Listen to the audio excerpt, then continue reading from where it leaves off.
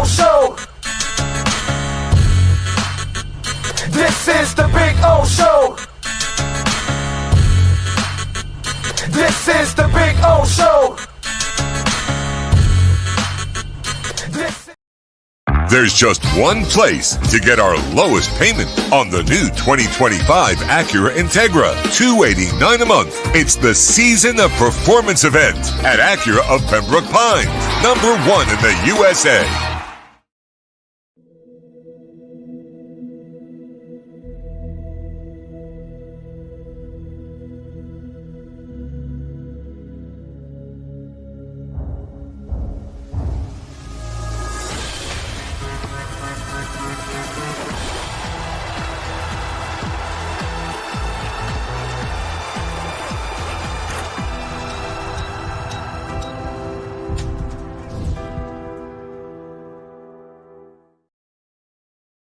When presenting an award to an employee, athlete, executive, or fantasy GM, make sure you call Orvieto's Awards and More. For 35 years, these custom award specialists have been providing plaques, trophies, custom framing, while providing state-of-the-art laser and computerized engraving, UV printing, and glass crystal etching. They do all their engraving and printing in-house for quality control. Call Charles at 305-949-8098 or visit them at orvietosawards.com. Orvieto's Awards and More, where recognition is rewarding.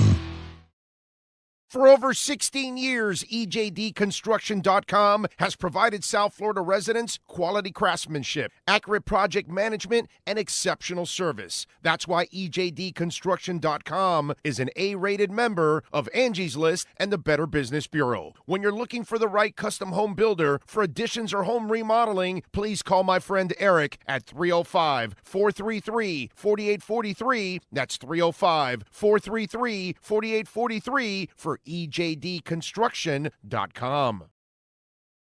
There's just one place to get our lowest payment on the new 2025 Acura RDX. $399 a month. It's the Season of Performance event at Acura of Pembroke Pines. #1 in the USA.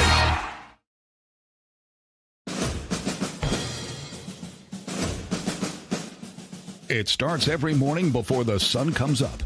Projects are laid out. Plans are made. Equipment is fueled and loaded with inventory to handle all service requests. Orders are given to an army of skilled landscape maintenance professionals, certified arbor trimmers, irrigation technicians, and licensed pest management experts who fan out to communities and businesses all over South Florida. Experienced, on time, and dependable. Our staff is fully trained, licensed, and insured. Contact us by phone, email, social media, or through our website to answer all your landscape questions. We are Cutter's Edge. Total Landscape Solutions. Oh, I think I know what this is. Houston, we have a package. Hello? No matter where you are, the Sloman Shield Home Security System guards your home. With next-gen perimeter protection, 24/7 monitoring, and interior motion sensing. And right now, get a free Sloman Shield security system and doorbell camera, all professionally installed, for free. Shield your world, the Sloman Shield. The lost city of Atlantis reveals its secrets at Toyota of Hollywood. Get legendary deals on over 2,000 Toyotas, like a 2024 Corolla. Not $24,000, $20,988. Unlock the wonders of 0% financing for 5 full years, 0 down. Rediscover Atlantis at Toyota of Hollywood on 441 between Hollywood Boulevard and Sheridan Street. Open till midnight.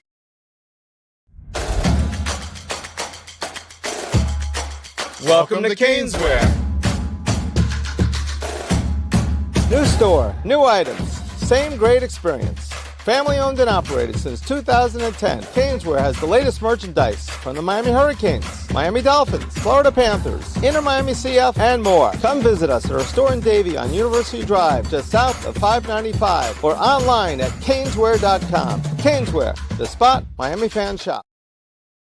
After 40 years, the Big Cheese Miami is still producing great Italian food. They started in 1984. Since then, they've been winning awards while being voted the best inexpensive Italian restaurant in Miami. Visit them for great food, amazing service. Witness the decades of Cane's memories. The walls are like a Miami Hurricanes Hall of Fame.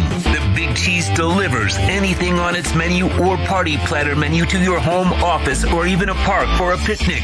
Located at 8080 Southwest 67th Avenue, Miami. Call 305-662-6855. TheBigCheeseMiami.com, where they serve large portions at family prices. Welton Rayom has more than 62 years of litigation experience handling insurance disputes. They're committed to resolving even the toughest insurance claims quickly. Call them for a free consultation. 954-966-4646. At Welton Rayom, they don't get paid unless you win. Property damage claims to your home, business, or condo as a result of a hurricane. Welton Rayom can help. Water, mold, fire, smoke damage, Welton Rayom can help. Call 954-966-4646. There's just one place to get our lowest payment on the new 2024 Acura ZDX, $299 a month. It's the Season of Performance event at Acura of Pembroke Pines, #1 in the USA. If you're looking to take your home or business to the next level, then RM Contractors and Custom Drywall can assist you. RM specializes in new residential turnkey, new commercial turnkey, home and office remodeling. Call them for free estimates. Serving all of South Florida, licensed and insured. Call Ray or Mike, 305-345-3649. You work hard to create the perfect atmosphere. You dream it, we'll build it. RM Contractors and Custom Drywall, 305-345-3649 or Instagram at RMC Fisher Island. The viewpoint statements or beliefs expressed on the following program by the host, guests, or callers are not necessarily the opinions of FantasyXS.com, Media Group Inc. ownership, management, sponsors, or website. When it comes to South Florida sports teams, very few in the media have witnessed, lived, and covered it like the Big O. Let's start the program dedicated to your favorite South Florida teams with a passion that's unmatched. The Big O Radio Show is on. Here's the Big O. Good morning. That's if you got some fat-ass crypto bags this morning. Outside of that, if you're a Heat fan, well, you kind of got what you expected. Or wait a minute. Joe Gonzalez didn't. But some of you, you know, you were kind of forewarned here on the show. Oh, so it's just hilarious, dude, how we have a better read on all sports here in South Florida than most everybody else by far. So it's just fun. It sucks because, you know, they should have given him a damn extension 2 years ago. You got to have balls in this business sometimes. And you got to learn when to get off the gravy train. And you got to understand what you're watching. Is it, how real is it? And that's been our problem with Jimmy Butler. Too many of you drank the Kool-Aid. You got so drunk on it that you thought you were better than what you were. It was a phenomenal run. Was a phenomenal run. Certain things fell into place, and that helped you out. But I'm telling you, okay, Neutron is now tradable on Kraken. Holy shit. I've been loading up on Neutron. Anyway, so Neutron's about to explode. Just like, I'm just telling you, I'm not a financial advisor by any stretch whatsoever. Anyway, you go on the whole Jimmy Butler thing.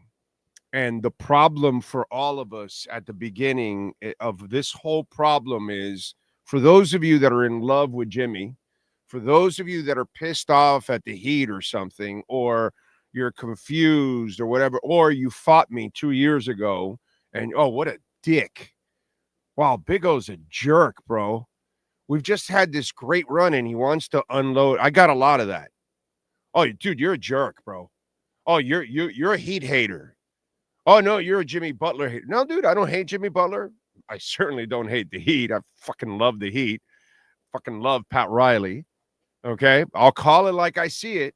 That's not going to stop me from calling it like I see it. But I'll be Pat Riley's left tackle forever. And I'll tell you, he hasn't had his fastball the last 10 years. He's made a lot of bad moves, and I've called almost all of them. Okay? So, but our main problem is, as fans and media, we did not really look at this run for what it was. It was a great run. It was fun. It was a novelty. It wasn't real. It was never real.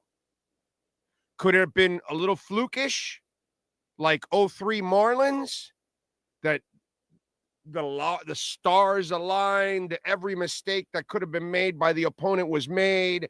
Our guys played perfect. They had career years. They had and they won the World Series. And you almost did it in the bubble. You almost did it in the bubble. You almost had your 03 Marlins moment. You almost had your 83 Canes moment. You know, these are the moments.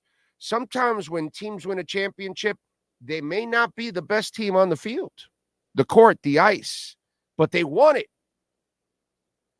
And, you know, the team that won it, the fan base that won it, they don't look at it that way. You know, they're in euphoria. They're orgasmic. The excitement is in there. The adrenaline is going. There is no common sense. And that's what went on. Because if you look deep down inside, you know the 03 Marlins aren't better than the Yankees. They're probably not better than the Cubs. They're probably not even better than the Giants that they beat. But they did, and they won it. You know? So the Heat had a chance. They could have beaten the Lakers. That was the perfect opponent, but they got injured. Okay. And then you had the other run with Embiid and all of a sudden you're thinking you're really a contender. And that's where you got too drunk. You got too drunk. Here, no DUI here for me. I was not inebriated. I was the guy. I was the designated driver, and all of you were drinking your asses off. And I was the responsible driver. And I looked back at all of you and I said, hey, you know, it's time to go home. Got to go home. We've had enough. Stop drinking the Butler wine. And we got to go. Okay. All right. You guys all right? I know, I get it. It's Butler Irish coffee and you're drunk on it, but we've got to go. And we've got to say no. You didn't want to say no. You wanted to pay him. Now, all of you that wanted to pay him, now you're pissed at him. Now you want to trade him. Now you're pissed off at the Heat. Look at the mirror in yourself, because most of you wanted it. Most of you believed in what was going on. And that's the foundation of our problem with everything here. Foundation of the Heat's problem too. They got drunk. They got so drunk, they let him bring Kyle Lowry. And I killed the Heat and Pat Riley for the Kyle Lowry move. Everybody knows. Again, none of this is hindsight. A lot of you complaining about Jimmy Butler, all hindsight. All hindsight. Okay? That's our problem here. And as I've been saying it from the get-go, that you look at Jimmy Butler, he is nothing more than a con artist right now. That's what he's been doing. I mean, you want con artist in today's world, right? You feed a lie to people and just keep repeating the lie, and they'll repeat it. They'll start believing it. They're that stupid. That's just kind of the way our society is. Everybody's doing it now, right? Just lie, boom, boom, boom. Let's play the cut, Sean Stanley, on Jimmy Butler talking about his efforts. You know, talking about how he plays the game. Just listen to this part right here. Just, if you want bullshit on top of bullshit on top of bullshit on top of bullshit, here's bullshit. It's not a tough adjustment to me. I'm going out there to compete to win either way. Whether I score 9 points or 29 points, I will compete. That's one thing that I will say. So you won't say that I'm out there not playing hard. It may look like that because my usage is down and I don't shoot the ball a lot, but we won't sit here and say that I don't play hard. No, Jimmy. I'm going to sit here and say you've been fucking stealing money for 2 years. And what is this? It is 32 games. Okay? You haven't been trying. You're full of shit. But again, just keep pushing it. Enough people. Just keep pushing the lie that you're really, you worked hard yesterday. Oh, God, yeah. The other night, too, you were fantastic against the Pelicans. Oh, my God. It goes on and on and on and on. You start looking at most of the games, he's not really trying. He has a couple of decent games that he goes out and he plays hard. And that's it. But most of the time when he plays, he's not even trying. And then he's missed a bunch of games already. And for 2 years, he's been coasting in the entire regular season. He doesn't try at all. He doesn't even play enough games. But hey, you go ahead. Repeat the lie over and over and over again. People are stupid enough to believe the lie once you repeat it over and over and over and over again. That's just kind of the way it goes. That's all.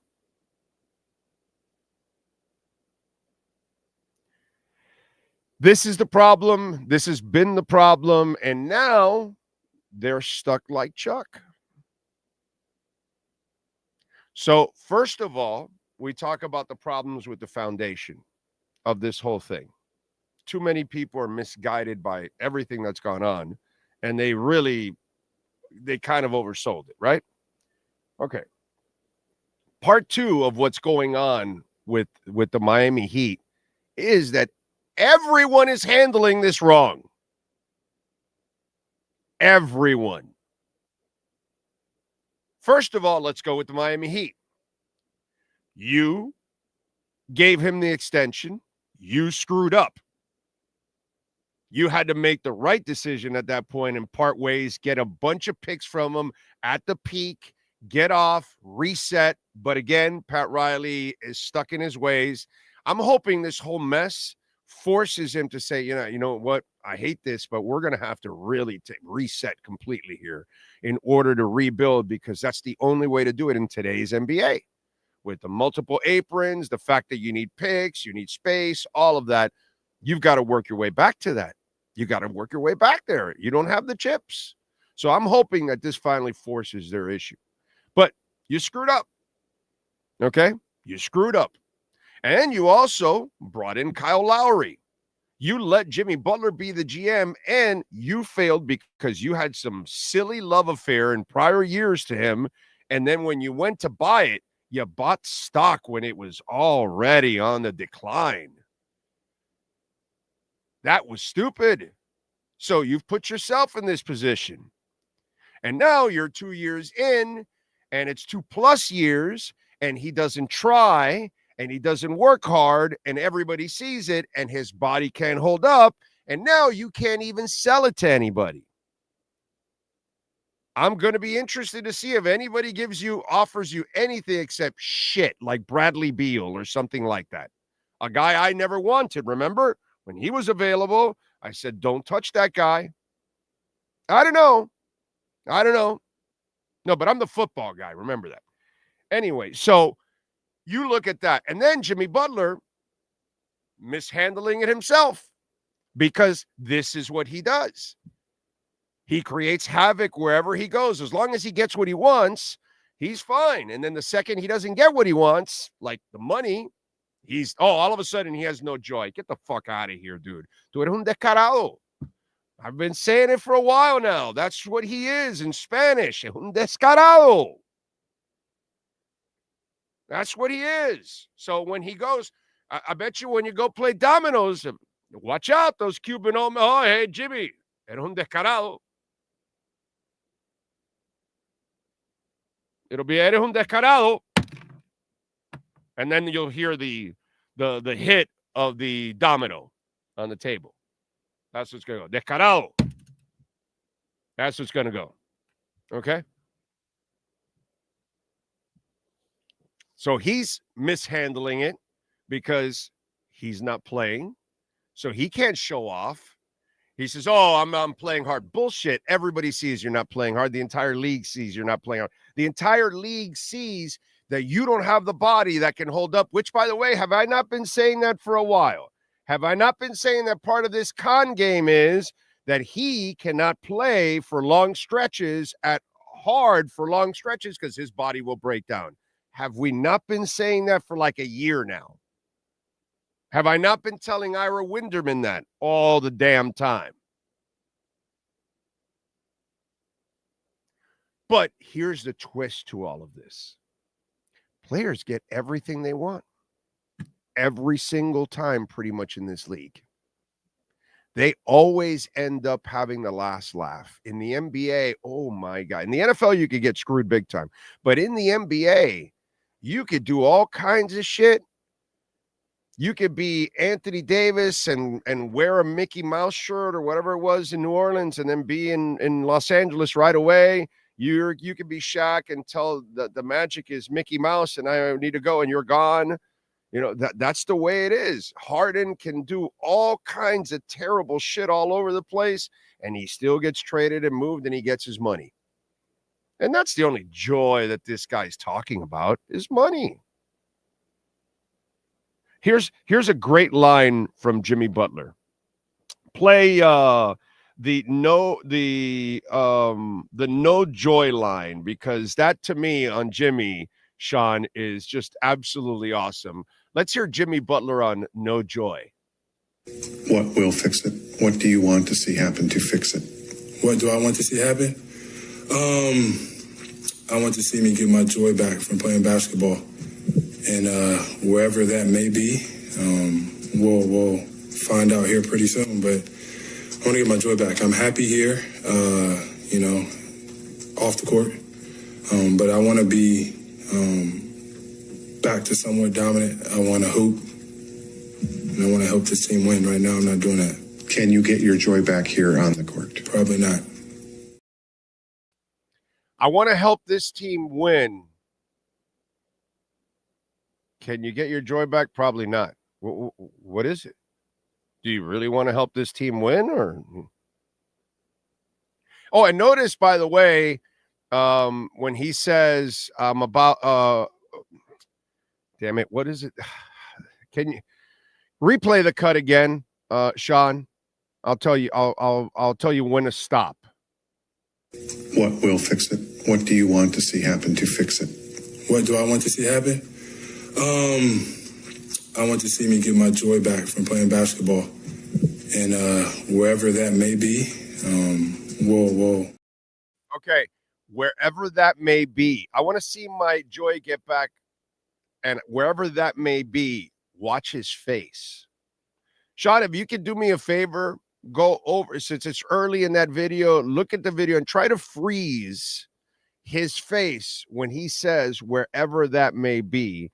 And I want you to look at the smart ass face he puts wherever that may be. Okay. Just want you to look. I just want you to look at the body language. I want you to look at the face, the reaction, because a lot of times your reactions in your face say a lot of things, right? And so he's speaking physically and audio at the same time. So it's not just the audible part. I want you to look at the physical part. Do it yourself if you can. I don't want to sit there and just he's more technically sound than I am. Maybe he can figure out how to do it, but it's perfect the way he times it and he says it, and you can see his face where he's, kind of like it's a smart ass face, basically. This guy's as full of shit as it gets. Okay? He's a hell of a player. It's been a hell of a run. It's been awesome. But some of you out there, you got to understand that this has got to be a business too. And that's where I take off my Heat hat. That's where I don't become a fan. This is where I become a media member. This is where I sit in the middle of it. This is why I don't have to walk into locker rooms like Ira and the rest of these people. And then they have to make friends sometimes with some of these players, or they have to appease and they have to worry about the teams and their access, because if they're pissing them off, they may not want to give them an interview, this, that, whatever. All these little games that unfortunately they have to play because that's the game. I don't have to play that game. Okay? I answer to nobody. I don't cater to no one. Friends with all, satellites to none. Acquaintances to all, even if it's not friends. But satellites to none. And I'm just going to call it like I see it. And so that's our problem here. Everybody has mishandled everything, but Jimmy will get his way. Now, Jimmy will get his way because eventually he'll be out of here. But it won't be so bad for the Heat. Look, the Heat already ruined their massive opportunity 2 years ago. Okay? 2 years ago, it was talked about. Very few people, of course. Like I'm a maniac at that moment. I'm on an island, local, completely local. Okay? And I get it. I'm used to being on that island. I'm used to taking the heat. I'm used to being the guy that is the bad guy and all that kind of stuff. That's kind of been my whole career, pretty much. Okay, so that's fine. I'm good. Say hello to the bad guy. I'm good with that. But our problem is that we have to be a little bit more objective about these things. And we cannot tie our emotions all the time to players. That really, you got to understand there's a mercenary approach to all of this. It's not D-Wade.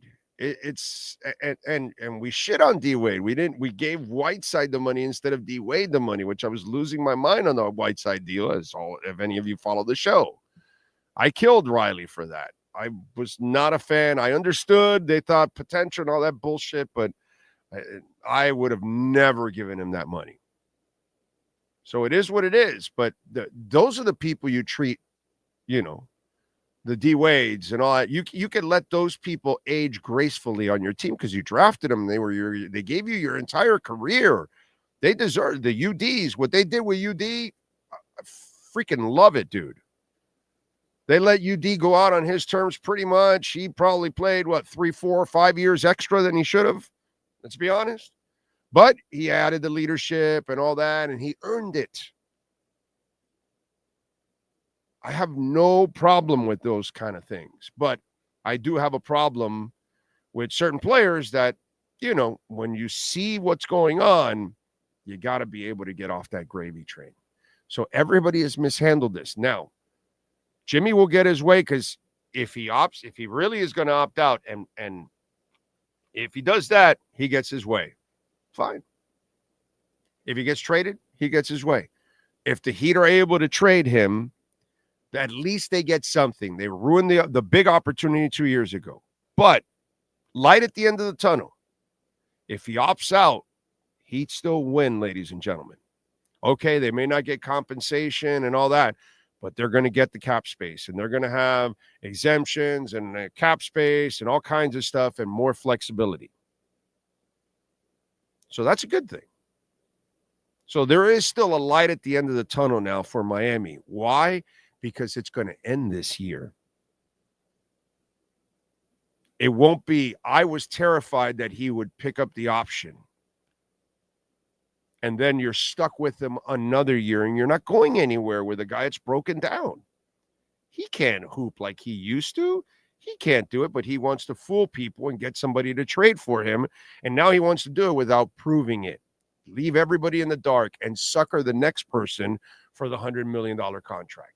We're going to see if there's a team that's stupid enough to offer anything of value. If it's a Bradley Beal or a bad contract, the Heat are not going to take it. So that's good. At least it's good to know. Ira Winderman, by the way, will join us in 8 minutes. So we'll talk about that, and we'll get it going with him. We'll talk to Manny at 11. So we got a bunch of stuff. But this is a situation that has unfolded because it's been mishandled. And now it continues to be mishandled. So the best scenario is that it ends this year. It ends by the trading deadline, that you somehow get to move him or he leaves at the end of the year and you get the cap space and other things that you will have at your disposal and all of that. Okay? So that in itself, that's the light at the end of the tunnel in this situation. Don't forget, folks, to smash the hell out of the like button, please. Next week on Wednesday, we'll be at Toyota of Hollywood. Yes, sir. Looking forward to hanging out with Herbie and all the great people out there at Toyota of Hollywood, 1841 North State Road 7, right on 441 between Hollywood and Sheridan Street. Come on out and join us.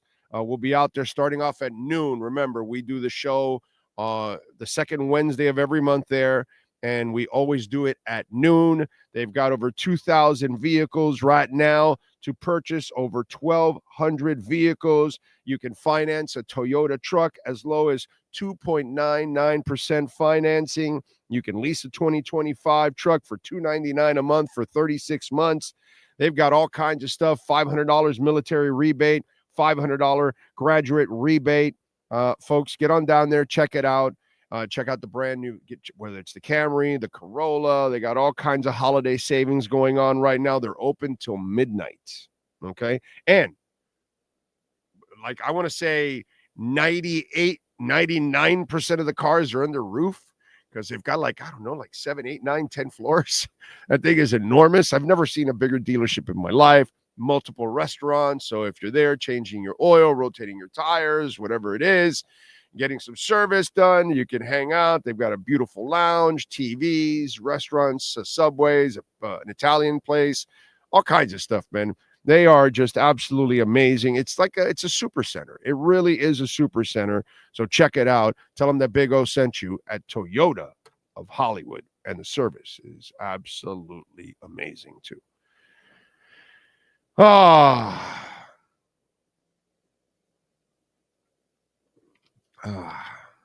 Don't forget, folks, you can make a donation to the show, Cash App or Venmo at Cash Big O Show. That is Cash Big O Show, Cash App or Venmo. And you can make a Bitcoin or Ethereum donation, which we always appreciate that. Hash rate for Bitcoin has hit another all-time high. Price follows hash rate. Just saying, it just goes that way. Price follows hash rate. So I'm expecting a little bit of a pump here. Altcoin season is, or at least the alts are moving right now. Bitcoin, by the way, is at 97,000 right now. So let's see if it's starting to make its move to 100 again and start crossing. Solana got to 217. It's up over 5%. Polygon's up over 5%. Polkadot's up nearly 10%. Hedera's up 8%. It's a beautiful thing, bro. Algorand's up 6%. Alethea's up almost 7%. Let's see. XRP's up just over 1.5 points. Cardano ripping 14%. It's up to $1.09. So it's nice to see Cardano rip. I've been waiting for Cardano for like ever. So lots of things ripping, folks, including us on this show. We're ripping. Gabriel Yanis, thank you for the love on Venmo. Says, wanted Butler gone before last season. Former Tibbs players don't last. Yep, you're a year too late, Gabriel. That's after you gave him the extension. 2 years ago was the call, not last year. Last year already became obvious. Now it's master of the obvious. So 2 years ago, no extension. That's what had to be done. Not last year, the year before. It was easy to say that last year after he stopped trying for 2 years in a row and it got you into the play-in. See, that's the lazy way out. The real way out would have been not to give him the extension fresh off the run. Gabriel, it's exactly like when Xavier Howard had 10 interceptions, and that offseason I said, trade him. And the Dolphin Nation hated my ass because I'm the bad guy. I'm the mean guy. Did the Dolphins trade him? No. So, but nobody wants to trade him after 10 interceptions. Nobody wants to trade Butler after you finished in the playoffs and you got knocked out by the Denver Nuggets. Nobody wants to do that because it takes cojones. It takes foresight. To do it after last year, Gabriel, it doesn't take much foresight.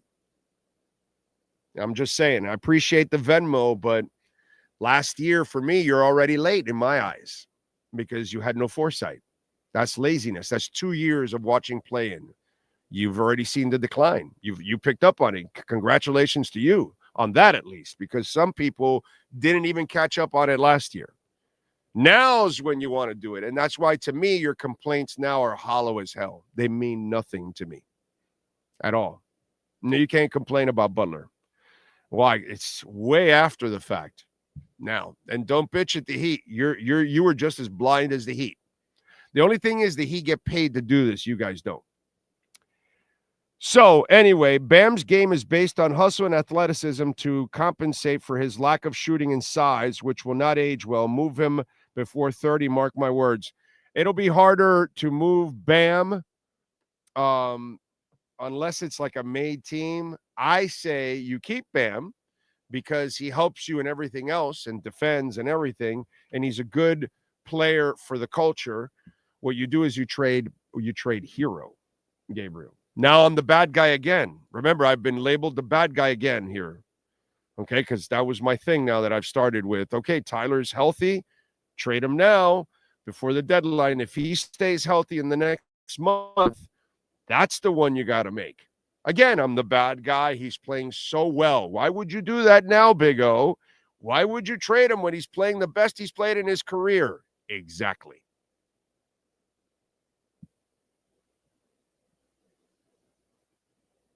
And we'll see how this turns out.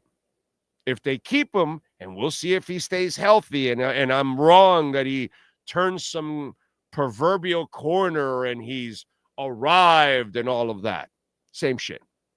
Same. I'm the bad guy. Remember, I want to trade Tyler Hero if he continues. Not yet, because he doesn't have that value yet. It's getting there. But in a month from now, people will be caught in the moment, and maybe there's a team that needs extra shooting, and they're willing to give you up a few picks, and you could never would have gotten from him a year or two ago or three, when you were dying to do it, by the way. Okay? So, just funny the way it works out. Lenny says, I was fooled by Jimmy, I admit. Thought the Heat culture through and through, but now he's showing his true colors. Bye. Don't let the door hit your ass on the way out. Oh, Lordy, Lordy, Lordy. All right, let's do it. Let's talk Jimmy Butler with the one and only Ira Winderman and our Acura of Pembroke Pines Miami Heat and NBA report. Heat fans, time for the best insight of your favorite team with insider Ira Winderman, exclusively on the Big O Radio Show. It's the Acura of Pembroke Pines Miami Heat and NBA report. Here's Ira Winderman. All righty, Ira. Boy, that was fun last night. No. Why? Why wasn't it fun? The drama. You know what? There's drama and there's bullshit.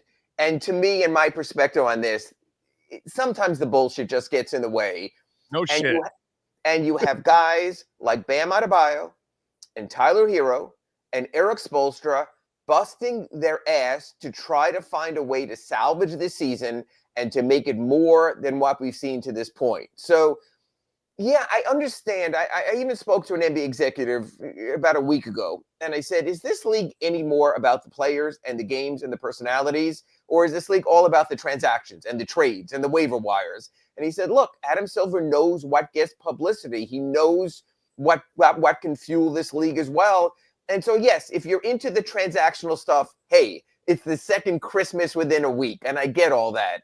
But if you're into basketball and the game and winning and style and all that, this crap just sours everything. And it gets the average person to say, wait a minute, this guy's making $48 million a year and he can't find joy. You know what, Big O? I find joy when I can pay my bills, when I can meet the mortgage, when I can actually afford to take the wife out to dinner. And yet, I'm sorry to go a little long here, and yet, if Jimmy Butler plays tomorrow against the Utah Jazz at Kaseya Center, and Mike Biamonte goes, and number 22, which I don't expect to happen, Jimmy Butler, I think fans will still cheer. So, it still is what it is, but to me, it's just the BS that sort of takes the edge of what really, perfectly, of the main thing being the main thing. The main thing is left the building. It's not the main thing right now. Yeah, no, and and as I've been saying for a while, this guy's really not about the culture. Okay, and yesterday when he says, I need to help this team win. Can you find your joy? No, I can't. Well, then you can't help this team win. Then you know what I mean. You're contradicting yourself, and you can't find joy, bro. You're getting paid a ton of money, and you can't say that you're not giving effort out there. Are you kidding me, bro? For 2 years plus now, you don't give effort during the regular season. It's constant. It's obvious. But I get it. In today's world, you could just tell a lie over and over and over again, and eventually people will believe lies. That's kind of what happens in our society nowadays. So I understand the approach by Jimmy, because hell, it might work out for him. But I mean, it's like you said, this is just a lot of bullshit going on. The Heat have done everything that on their part. They've gone above and beyond. They've paid him multiple contracts. They brought his best friend here, which was a screw up by them. And he screwed his own franchise and his own window with all of that. And, it's just like there's no accountability on that end. You know what I mean? And it's just throwing it all on the team and the joy and all that bullshit. And he's not doing his part, dude.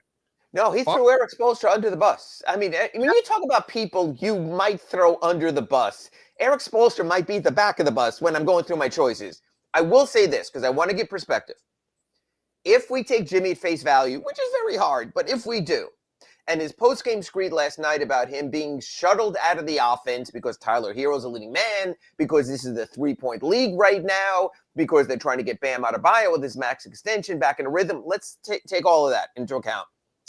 That would be Jimmy sort of saying this, that Orlando Alzagary's back on terrestrial radio, and his management tells him, if you get good ratings, we will give you a raise, and then puts him on the 2 a.m. to 6 a.m. shift and goes, well, you're not getting any ratings. So Jimmy Butler's point is this: I can't be Jimmy Butler in this type of system.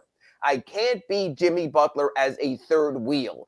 I can't be Jimmy Butler as someone who steps aside to let other players shoot three-pointers. But it's supposed to be about the team. And you're still getting paid $48 million. And you will get money from someone somewhere else anyway. Here's the deal. Jimmy Butler has been in various places where he has been the leading man and then wasn't the leading man. Where he's in Chicago and then Derrick Rose comes along. Where he's in Minnesota and then Karl Anthony Towns comes along. Where he's in Philadelphia and Joel Embiid is the man, and you have other emerging players step up, and even Tobias Harris getting a contract. That's when it sours. This sort of seems like shitting on Tyler Hero, because this is Tyler's time right now. And Tyler's taking the ball, moving forward, and he's enjoying his moments.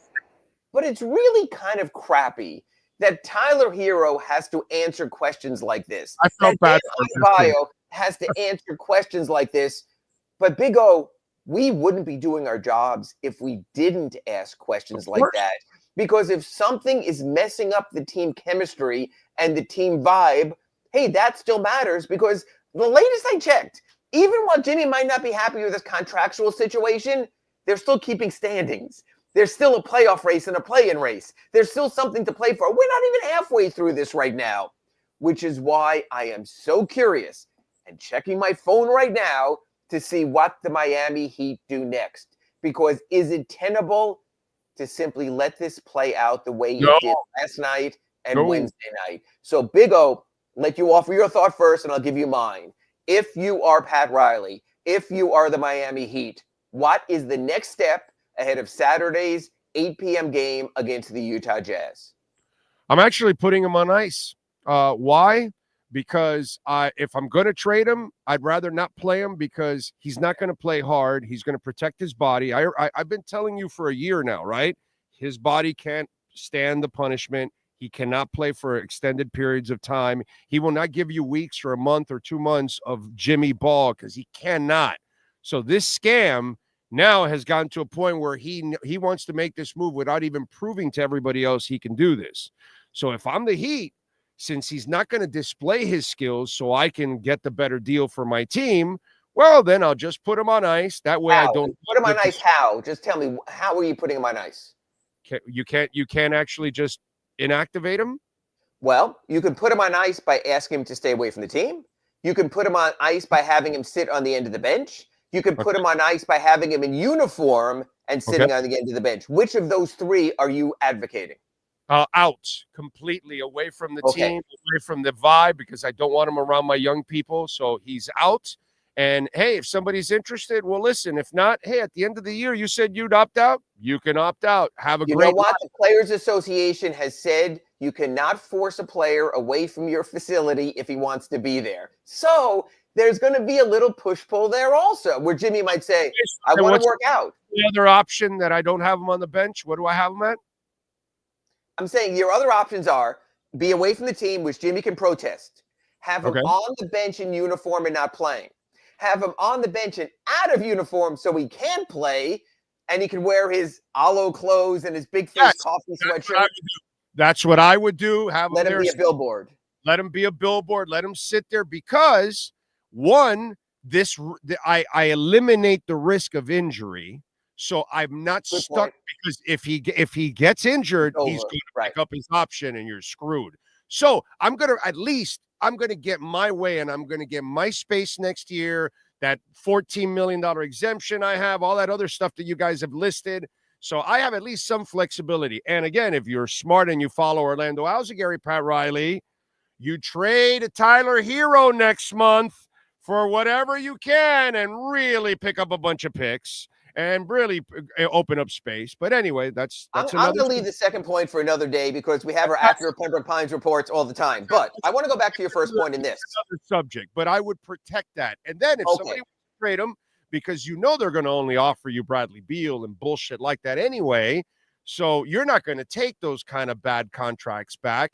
Nobody's really going to offer you picks. So why am I going to give him any satisfaction out of all of this? And I get that. But Big O, let's look at this roster for a second. Something you've been very high on and we've spoken about.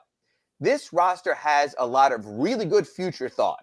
We saw Kel'el Ware, albeit in a one-sided game in the fourth quarter yesterday. He was good. We've seen Nico Jovic. Wait a minute. How do you not end up with one rebound, bro? Exactly. So we still have issues. Okay. So Kel'el Ware goes for 25 and shows he can score and shoot threes. Nico Jovic has played much better recently. With Jimmy out, Jaime Jaquez has more of a chance to round into form. You've given Keshad Johnson a standard contract because you think at worst maybe he's a Clarence Weatherspoon type, someone like that, an undersized 4. You might have that.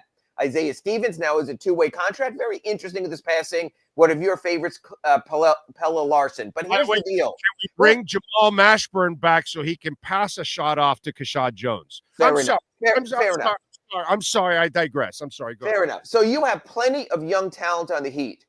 Do you want Jimmy Butler around when these guys are trying to learn the right way how to be a professional and you have Jimmy doing Lord knows what on the bench? Remember, the last time he was held out of a game and sat on the bench was the game that Nico Jovic played in Indiana and Jimmy wore a protective face mask to mock in alliance with Nico having to wear a mask for his broken nose. Okay. Right. It's a little bit funny when the game starts. It's a little bit less funny after the first time out. It becomes a distraction when he wears it the entire game. So what I'm saying is that's the other part that he'd have to consider also. If Jimmy Butler's around the team, if Jimmy Butler's in practice or the practice facility, if Jimmy Butler's on the bench during the game, are you getting the best of your young players learning how to be a professional, or are you exposing them to some circus sideshow instead? There are so many factors at play, Big O, here, because the one thing we know more than any other sport, including quarterbacks in football, is the NBA is about the singular star and how he can change the entire dynamic for a team. From Pat Riley, from Magic Johnson forcing Pat Riley out as a coach to other players forcing their way out. This is a really delicate situation. It's not fair to Erik Spoelstra, no matter how it plays out. I need to see Pat Riley where, at this stage of his career, he can handle this type of situation. Point, counterpoint. Let's have a little fun with this, okay? Without calling you a slut. All right, here we go. Again, we aged ourselves, don't we? All right, we look at this with Butler, all right? He could do that for a couple of games. But knowing Jimmy Butler and how he's acted, if you put him like that, he'll eventually disappear on his own. And he will not become that guy every day, because that's not going to help his trade value. If he becomes a dick every day and starts making a show of himself at the end of the bench in a suit or whatever he wants to wear, or whatever color hair or whatever, it's only going to hurt around the NBA to pick him up. So I think, yeah, you might have a first couple of games where he might make a stank, and then after a quiet stank, but then after that, he's going to disappear, because you guys won't have to ask him any questions. Remember, he likes to be asked questions. He likes to have attention. Well, he's not playing. He's not going to be brought to the podium. He's not going to. He'll still get it. Only for a couple of games. After that, he's going to see that it's not going to get him anywhere, and he's going to be better off just disappearing and let the process be the process, whether it runs out the course of the season or somebody makes some kind of a decent trade offer that Miami's willing to make before the deadline. That's what I would call his bluff on all of this, dude. Or he opts in and you have another year of this. That's the thing, is there's so many unknowns, Big O. He's not going to opt in. There's just too many unknowns here. And two, Jimmy will get the attention if he wants it. Whether it's Rachel Nichols again, whether it's Chris Haynes, whether it's Sam Amick, whether it's Shams, whether it's someone, he will do his sit-down interviews. So just when you think you are out, hey, Coach Erik, did you see the interview Jimmy did yesterday? Your thoughts. Hey, Tyler. Hey, Bam. Hey, Pella. Hey, anyone, Khalil in the locker room. What did you think of that? It won't go away. That's what makes these type of situations so toxic.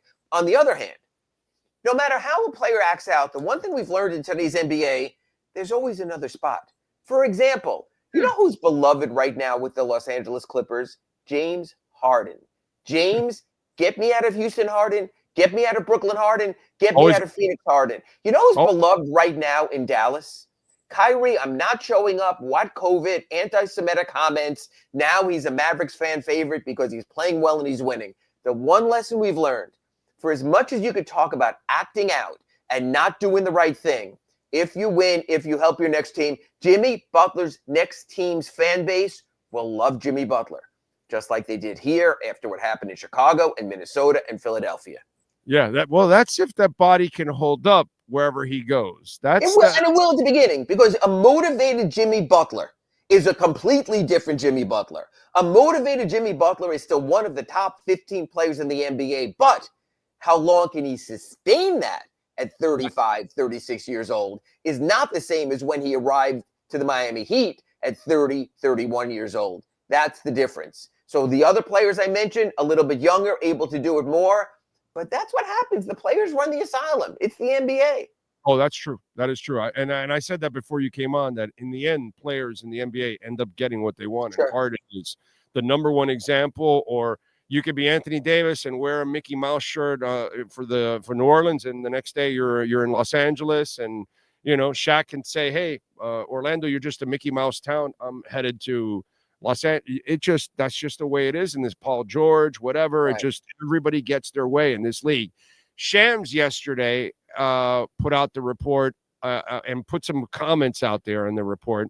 Let's play it, and I want to ask you about something. Sean, please fire away Shams Charania.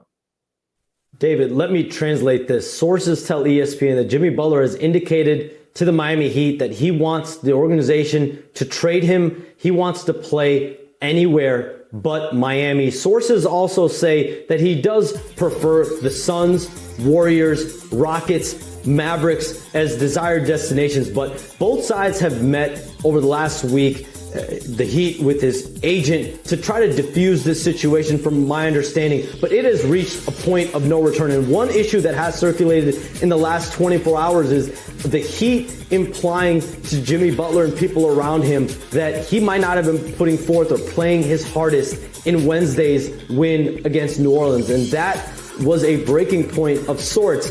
And at this point, it has nothing to do with his contract. He's on a $49 million deal. He was extension eligible. And Pat Riley said in the offseason, essentially, that we are not going to be extending Jimmy Butler. He does have a $52 million player option for next season. It gives both sides an amount of leverage. Jimmy Butler has the right to opt out and become a free agent. The Heat, likewise, can see whether he does indeed opt in or opt out. But this is a situation, David, it is at a point of no return. It's irreparable. And it's at a point now where, this battle between two alphas, there is not going to be a resolution until Jimmy Butler feels like his request has been satisfied. All right. So first of all, bullshit. Yeah. It's not about money. It's only about money. And I'll put it this way, Orlando Alzagari. If you're telling me it's not about money, if Jimmy Butler got his extension from the Heat last summer, if Jimmy Butler gets his extension coming forward about upwards of $150 million, are you telling me that any of this would be happening? And I highly doubt that. Of course not. Of course not. It's all about the money. It's only about the money. Congratulations to the Heat giving it to them like it is, because effort has been a problem for 2 years and 32 games. Okay. During the regular season, he has not given the effort that a professional is supposed to give over the last 2 years and 32 games, so far. So this whole, and yesterday he tells you, whether I scored 9 or 29, I'm out there just because my usage rate and all this bullshit. No, dude, you're coasting. You're not. We know when Jimmy wants the ball. It's obvious when he wants to be a disruptor, offensively, defensively, facilitating, scoring, he does it. So please, it's a bunch of crap. No, and I totally agree. And it's about the money, and that's why he's open to any of the 29 teams right now for this simple reason. He wants to get the money. He's going to chase the money. Everything else will fall into place. Wait. He's actually amenable to going to Washington, which has no chance to make the playoffs this year. That tells you all you need to know. If you're going to pony up, he'll show up. That's where we are right now. Yeah. One more thing. Destinations. Obviously, there was some reports about, he's willing to go anywhere, but then Shams fired away again, the same ones that he mentioned in his initial report that Bernie Lee, of course, was losing his mind on. So you tell me, anything realistic? Is there, because, you've mentioned it, all the deals that are out there, like the Bradley Beal deal, is like a shit deal. Well, unless it's a multiple team trade, of which no one is better in the NBA than Andy Ellisberg in making all these parts fit with multiple team trades. So that is possible. What I will say is this. The original list came out because basically Butler's camp made it known, if you're not going to extend us, we are going to leave after the year and you're going to be a rental. I think right now that he doesn't really care about what Jimmy Butler wants. And I think a team that might even view him as a rental might be able to willing to take the risk for expiring contracts and some type of draft capital and say, you know what, we'll ride this out. If it doesn't work out, we'll deal with it at the end of the year and move forward there, which is why I think it opens it up to all 29 teams. If he can get cap relief, some sort of draft capital, and maybe a working part to sub in for Jimmy Butler, I think they would do it to anyone and anywhere. And by the way, just to play off what you were saying, maybe this also is the trigger, a term that Spo likes to use, to get Jaime Jaquez to become your poor man's Jimmy Butler.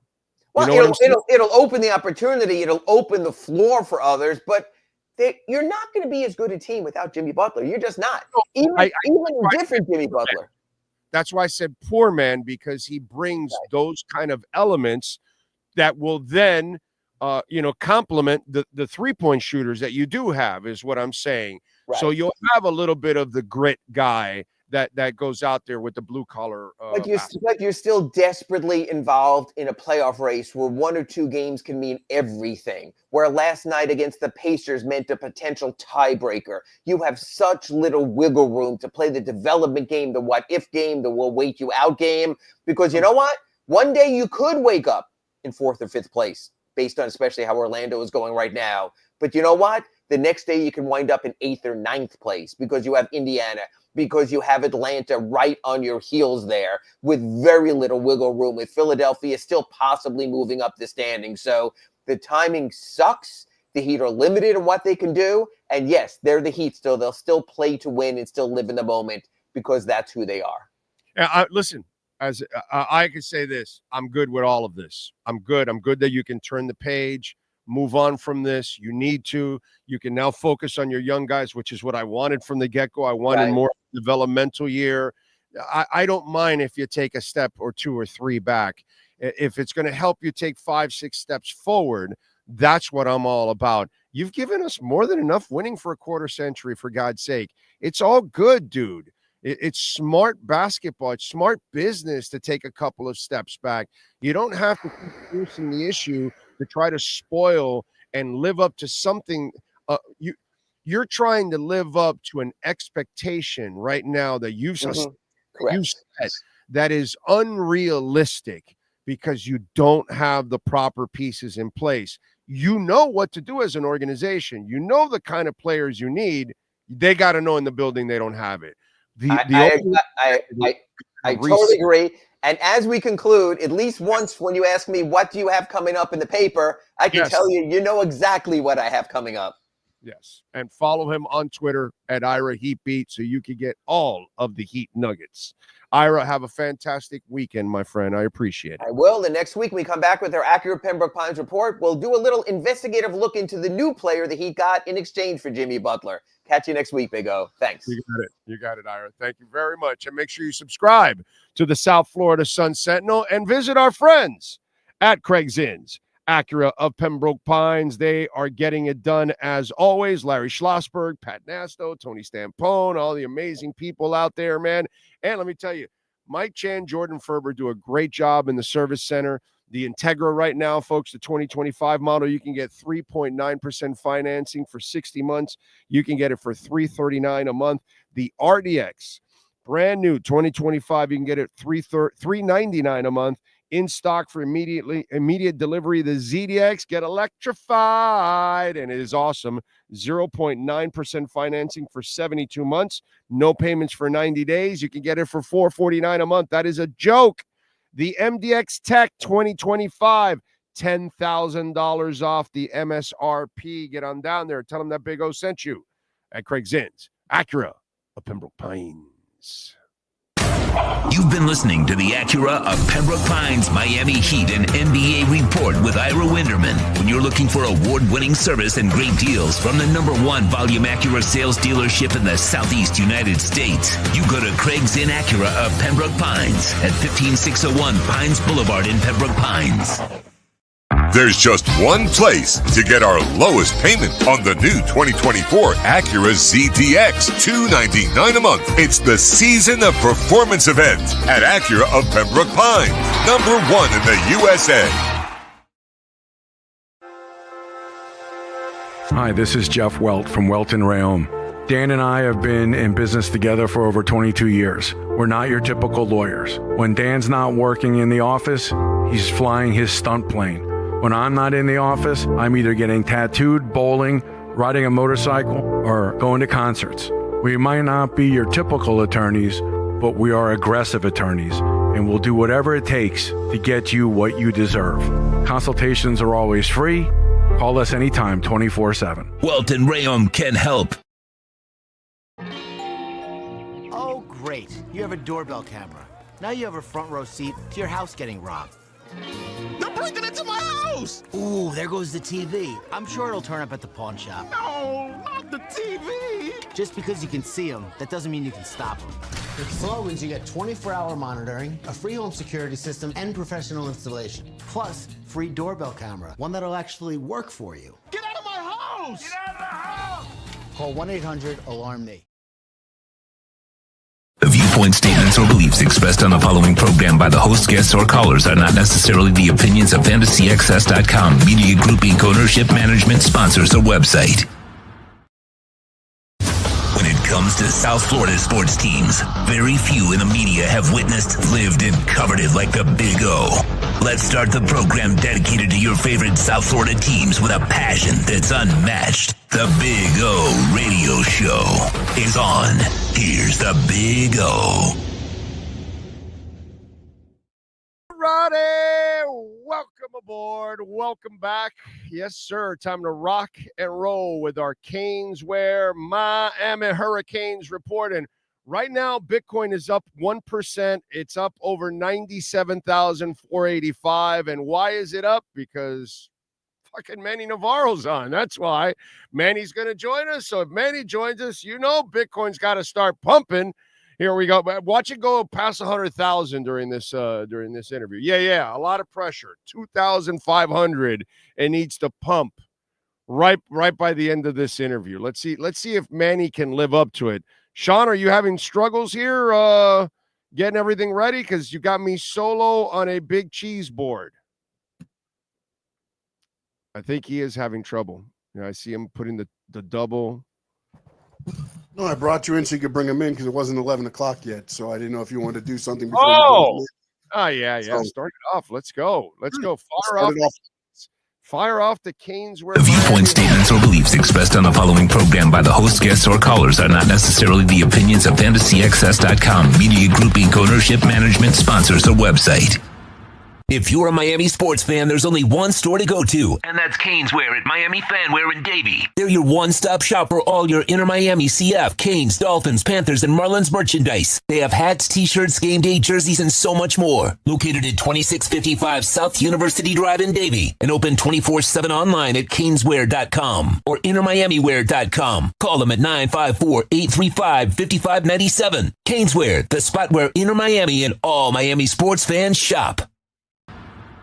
Time for Canes fans to get what they want. Information, insight, and perspective. It's the Caneswear Miami Hurricanes Report with Manny Navarro. Exclusively on the Big O Radio Show. Here's Big O and insider Manny Navarro. Let's rock and roll. They made a decision. Let's see. First of all, I'm talking to a pizza. I'm not talking to now. I'm talking to Manny, not a pizza. All right. Anyway, although talking to a big cheese pizza is delicious. It is a good conversation to have, right? Yeah. It's not. There's not going to be a lot of conversing going on. Anyway, for a man that is deliberate and takes his time to make decisions, I don't know what that defensive coordinator did, but he really pissed him off because, boy, the season was over and immediately they fired Guidry's ass. That was like, whoa, wait a minute. Normally you take 8 years to make this decision in the offseason. Talk to us, Manny. What went on? They got rid of him quickly. Yeah, I think it was just one of those painful situations, the way the season ended for Mario, where you lose 3 of your last 4, you miss the playoff, you give up 42 points in each of the last 2 games. Where that decision was probably made even before the bowl game, where Mario was already beginning to entertain who he was going to go after, what conversations he was going to have. And so I think that's basically what happened there. And so the Band-Aid was ripped off quickly. And you know what? Knowing Miami, knowing the way they operate, whenever there's a bad news story out there, and let's face it, there was a bad news story out there after the Pop-Tarts poll because of what happened with Cam Ward. What's the best way to change the narrative? Flip the page, right? Go to the next story. And so that instantly became the story. And so to me, I think the timing was all basically a process of that. So where do they go now for defensive coordinator? Because this is also a black eye on Mario. He struggles to put together a good staff every year. Yeah, I mean, look, it happened to him at Oregon. He went through a couple of different coordinators too. And look, I thought Guidry did a good job a year ago. This year, didn't have the horses in the secondary and was absolutely horrible. Just could not get those guys. Watching Maui Noah regress was also kind of disturbing too. That some of your players weren't actually progressing; they were regressing, and that wasn't good either. Yeah, and that cost them recruits. I mean, I just came back. I was in Orlando. I stayed there for the Pop-Tarts Bowl, and then I covered the Under Armour All-American game, and I talked to guys, and the way Miami's defense played cost them players. in the recruiting world. Cost them, one of the best linebackers in the country.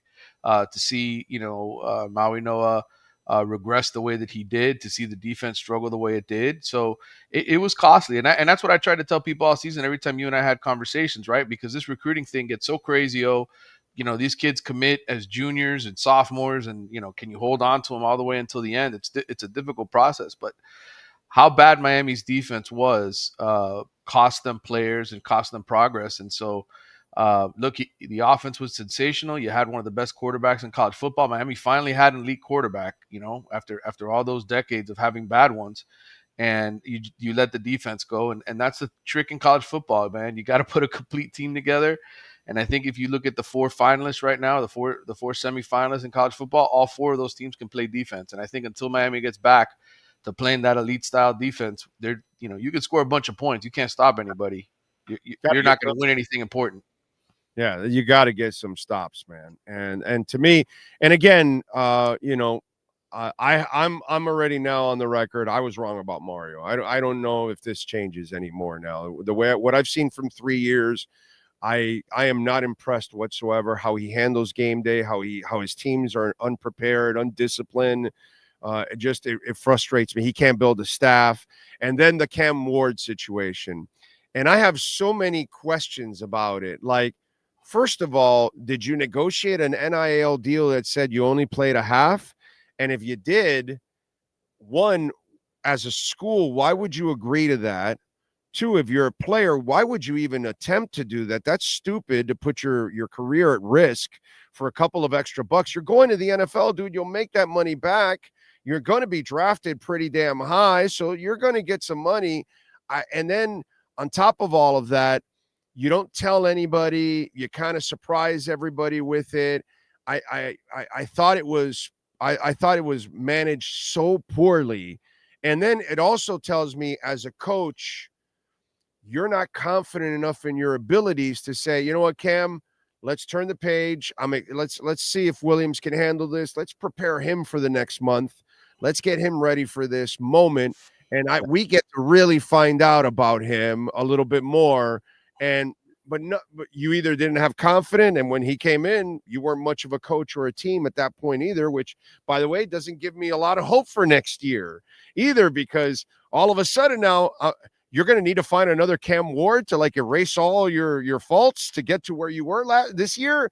That's going to be odd. I just thought it was all mishandled, misrepresented, and I thought people made bad decisions there, including Cam Ward. Playing a half, I don't think was very intelligent on his part with his future. Well, this is the problem when you don't have transparency in sports, right? You don't have transparency in college football right now. We don't know what NIL contracts say. We don't know how much guys are getting paid. We don't know what's written into these contracts. And again, I just to refresh the listeners, I just spent a full day at the Under Armour All-American camp talking to All-Americans about money and how much they're making and what their NIL deals say. We don't know what's written into these contracts. And I do think part of it is incentive-based, right? Like how you perform. I also think part of it now, especially for coaches like Mario Cristobal who want guys to play through the bowl game, right? Because it may not count. Nobody may care, right? Like the NFL scouts certainly don't care whether or not a guy plays in a bowl game anymore. They probably prefer he. Oh no, that has nothing. NFL that has nothing to do with it. That was some stupid shit people were writing. Like, oh, teams are going to worry, bro. Did you see Christian McCaffrey? You idiot. He was the guy that started it. If anybody would have been affected, it would have been him because he broke the ice, and nobody gave a shit. Come on, dude. No, well, that just tells you how stupid and out of tune people really are that don't have their ear to the grindstone and don't work these beats at all and know anything. But what I will tell you, is that knowing Mario, knowing Miami, knowing a lot of people who have given money to this school in particular, I'm willing to bet there was written into contracts, every single one of these guys who came in, hey, we need you for the bowl game. Show up to the bowl game. Okay? And let's not forget something. Xavier Restrepo didn't play in this game. When did Xavier Restrepo come in? Xavier Restrepo came in during the Manny Diaz years. So who knows what's written into his NIL deal and when. So I think part of this is, timing, right? When these deals were signed and what was agreed to. Certainly, I think playing for the record was important to Cam. I think, getting that record, the most touchdowns at the Division I level, passing touchdowns, mattered to him. But I also know that knowing Mario, he needed to get a look at what Emory Williams looked like. But just be honest about it and say that going into the game. The problem with all of these coaches like Mario, like Nick Saban and everybody else is they want to put up a front that they're these guys who all believe in hard work and nobody gets special treatment and we don't, bend the knee for anybody. And this is all about building culture and team and all this stupid crap that doesn't matter anymore. Because we live in professional sports now. This is not amateur sports anymore. Guys jump into the transfer portal to raise their financial stock.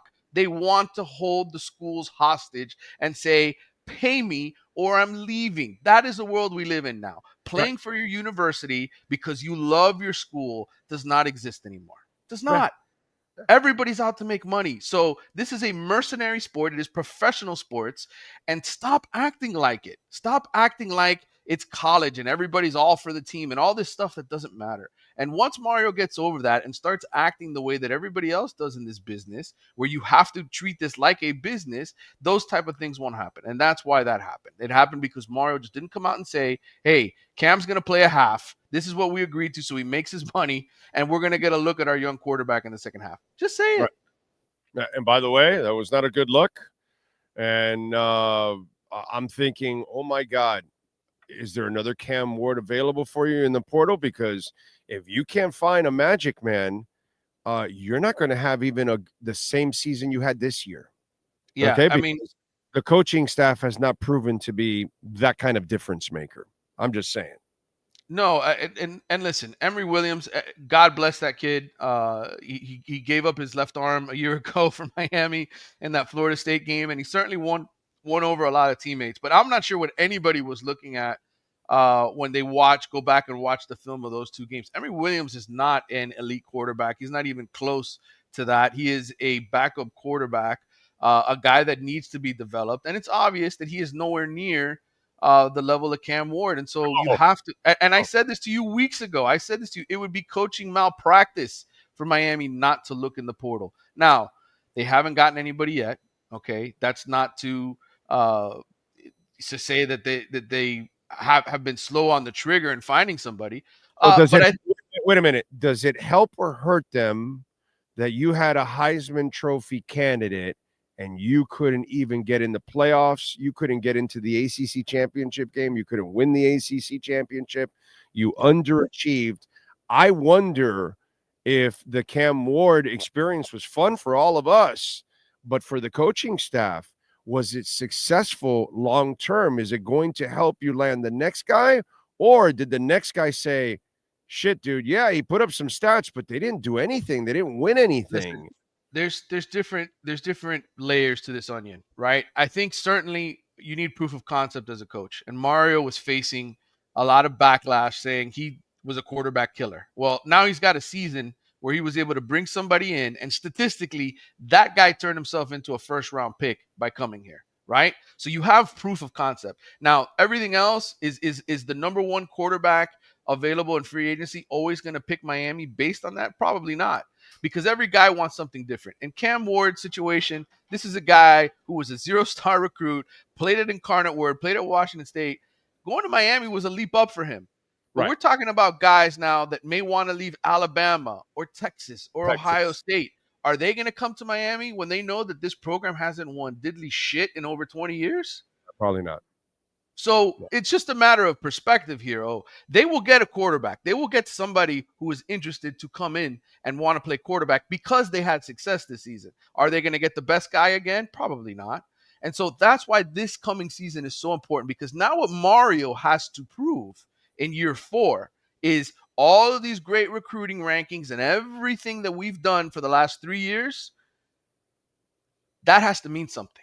What you were building for the last 3 years has to mean something. And if you go back to 7-5 or 8-4 and 6-6 because you don't have a star quarterback who can pull you out of that, then you're a failure as a coach. And that's what people are going to say about Mark. I don't have to say that. Everybody else will say it for me, because that's what he will have been. He will have been 7-6, 5-7, whatever the hell he was the first year, and then whatever next year is without Cam Ward. And that's what people are going to say about him. So this is about whether or not Mario Cristobal is really a program builder. And next year, they have to be really good on defense. Whoever the coordinator is, They have to have all those young defensive linemen, all those linebackers, all the guys that you've spent recruiting the last 3 years. Those guys have to develop into something. And if they don't, I can't protect you.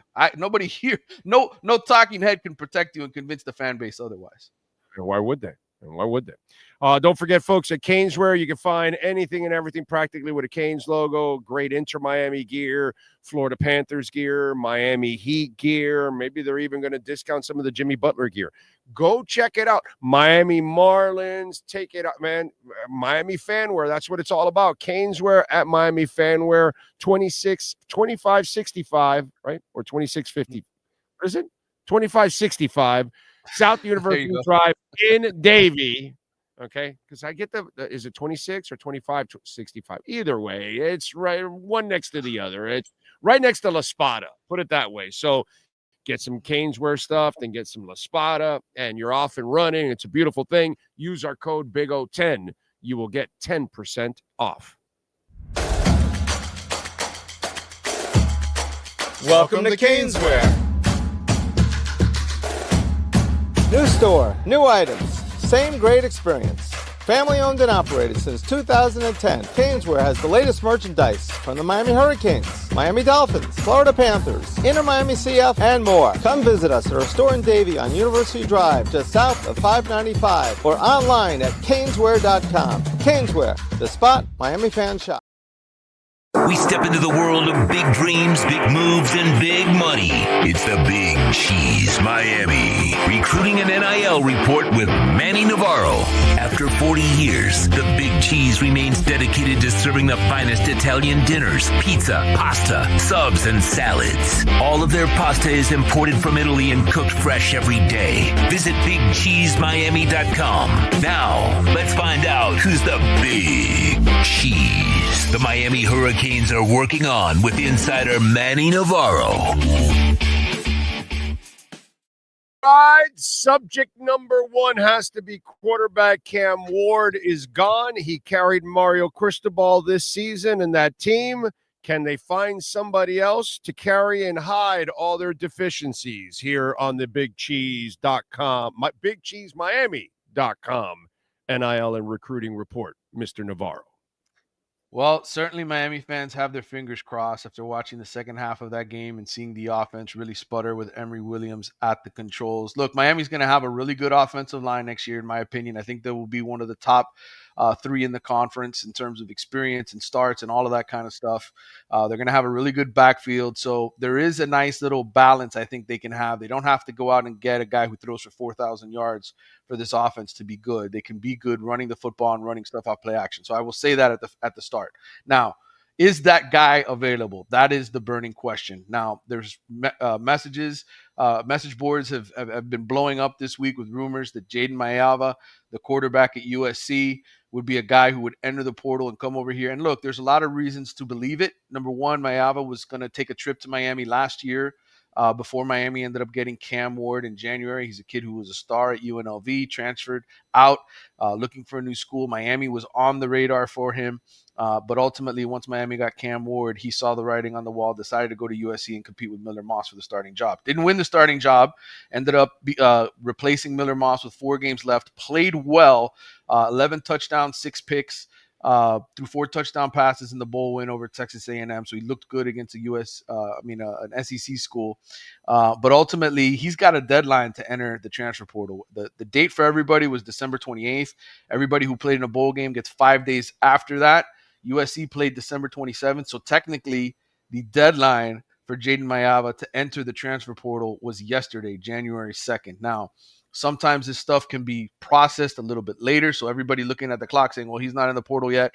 I will tell you, as long as he informed USC that he was leaving, then it's possible that it could be Jaden Mayava. There are other guys that I think Miami is also considering that are still playing football. One of them is Quinn Ewers from Texas. Quinn Ewers, everybody knows Arch Manning is going to take over at the University of Texas next season. Quinn Ewers, I don't know if he's a first-round pick or not, but he did win his last 2 starts, and Texas is moving on in the playoffs to the semifinals. They have a chance to win a national championship, so we will see what happens with him. Carson Beck is another name that was out there. By the way, he does Dr. Pepper commercials. Yes, he does do Dr. Pepper Just want to commercials. make sure. We got to throw that important stat out there. All right, go ahead. Carson Beck from Georgia is another guy. Of course, he's dating one of the Cavender twins. Injured his elbow, lost for the season. Debate about whether or not he'll still be a first round or even day 2 pick at this point. If he decides to continue his college career somewhere else, Yesterday they missed him yesterday. Yes. Certainly did not look like a good offense yesterday against Notre Dame. And then one other name to throw out there, Mark Gronowski from South Dakota State, who entered the portal. He's another guy like Cam Ward, started at the FCS level, threw for over 10,000 yards at South Dakota State, 93 touchdowns, ran for over 1,000 yards as well, 20 touchdowns on the ground. So there are available names out there potentially, and I think there's a lot of confidence internally at Miami from people who give money to the program that one way or another, that Miami will end up finding a quarterback to come in and compete or certainly win the job over Emory Williams. We will see what happens, but I think that hopefully answers your question as far as names that are out there and potential landing spots. Although the Carson Beck thing's a little screwed up, right? Because which one is it, Haley or what is it? I'm not sure which. I'm not sure which sister it is. Maybe it's the one who's scoring all the points. Haley is smoking. She's smoking hot. No, I'm saying like she's smoking like on the floor. She is kicking. Yes, ass, she's been playing really well. Her sister's not as good as her. She's really good. Right. So I don't know which one they're going out. But our luck isn't this like their final year of eligibility anyway? So it really won't matter if he comes back next year. The Cavender twins aren't going to be here next year, actually. So, they'll get to stay. What the girlfriend will get to stay home with them, right? I mean, what are they going to go to the WNBA and tear it up? I don't know that any of them are. One of them might be on the bench in the WNBA. Maybe. Haley might make it. I'm not sure which sister it is, by the way. So it's Haley. I can tell you that I'm sorry, the one playing well. I was going to say the one hot, but they're both good looking. So the Haley is the one. I that's why I don't remember the other one because Haley's the one that's constantly scoring and playing well.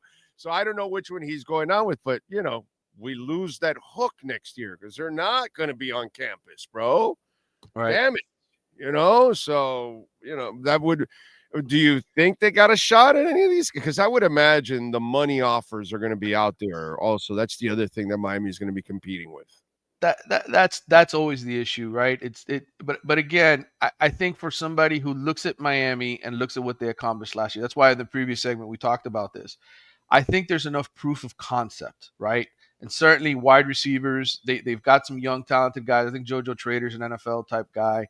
That can develop in this system. They already picked up CJ Daniels from LSU, who was highly productive in his career in college. He's a veteran guy. So it's not like they don't have receivers. They've got a really good offensive line. They've got running backs. Whoever comes in here should be able to succeed. Like the only way you don't is because you're not good.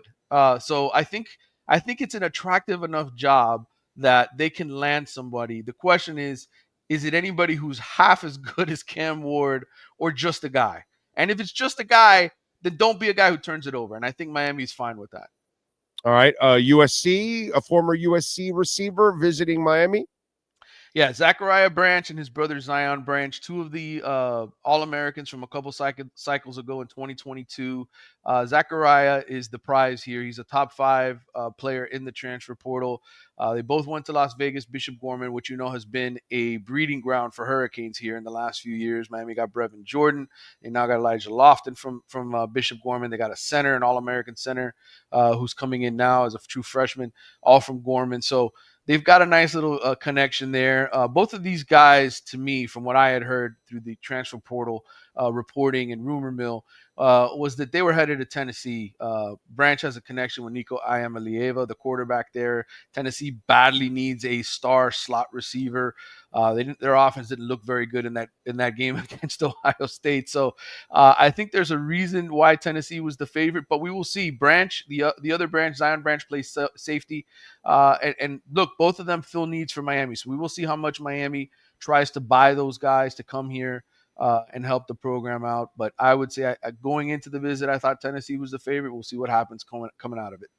All right, other positions, tight ends, what else? Good luck to Damian, by the way. I know he declared for the draft. He is a beast, bro.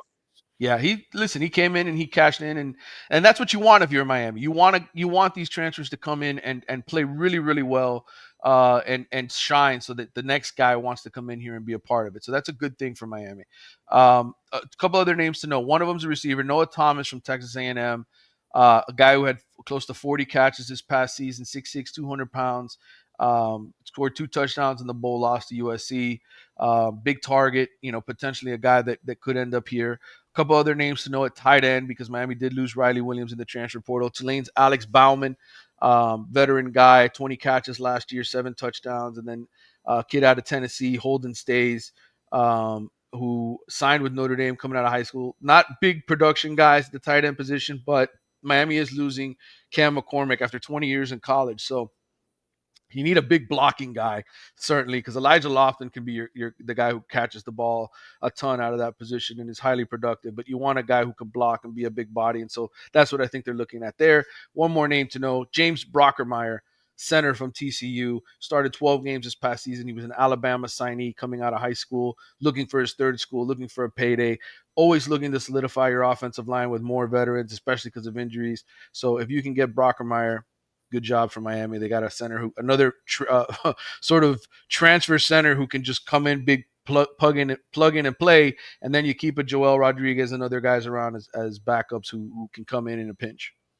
Brockermeyer. That sounds like a guy with a ball of chew. Yes. Like 325 pounds, looks at you, spits, and then just grabs you and slams you to the ground. You got to sign that guy. That's it, Brockermeyer. 100%, man.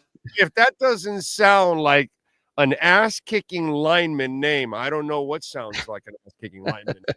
Brockermeyer.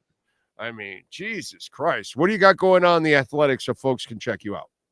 Well, I just came back from the Under Armour All-American game, and people are asking me all the time, what are these kids really making, Manny? How much money? What are they getting the first day they step on campus?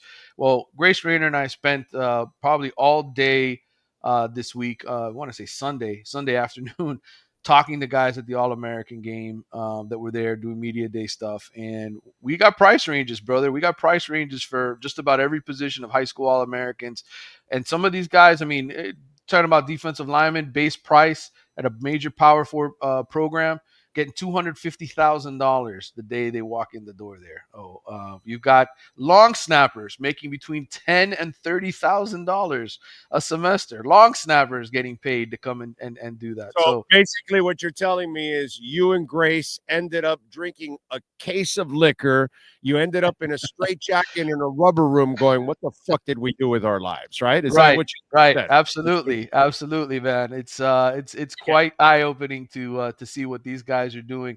And the amazing thing is how many of these guys don't even have agents. Going, how much Bitcoin can I buy? That's kind of what I'm doing. That's right.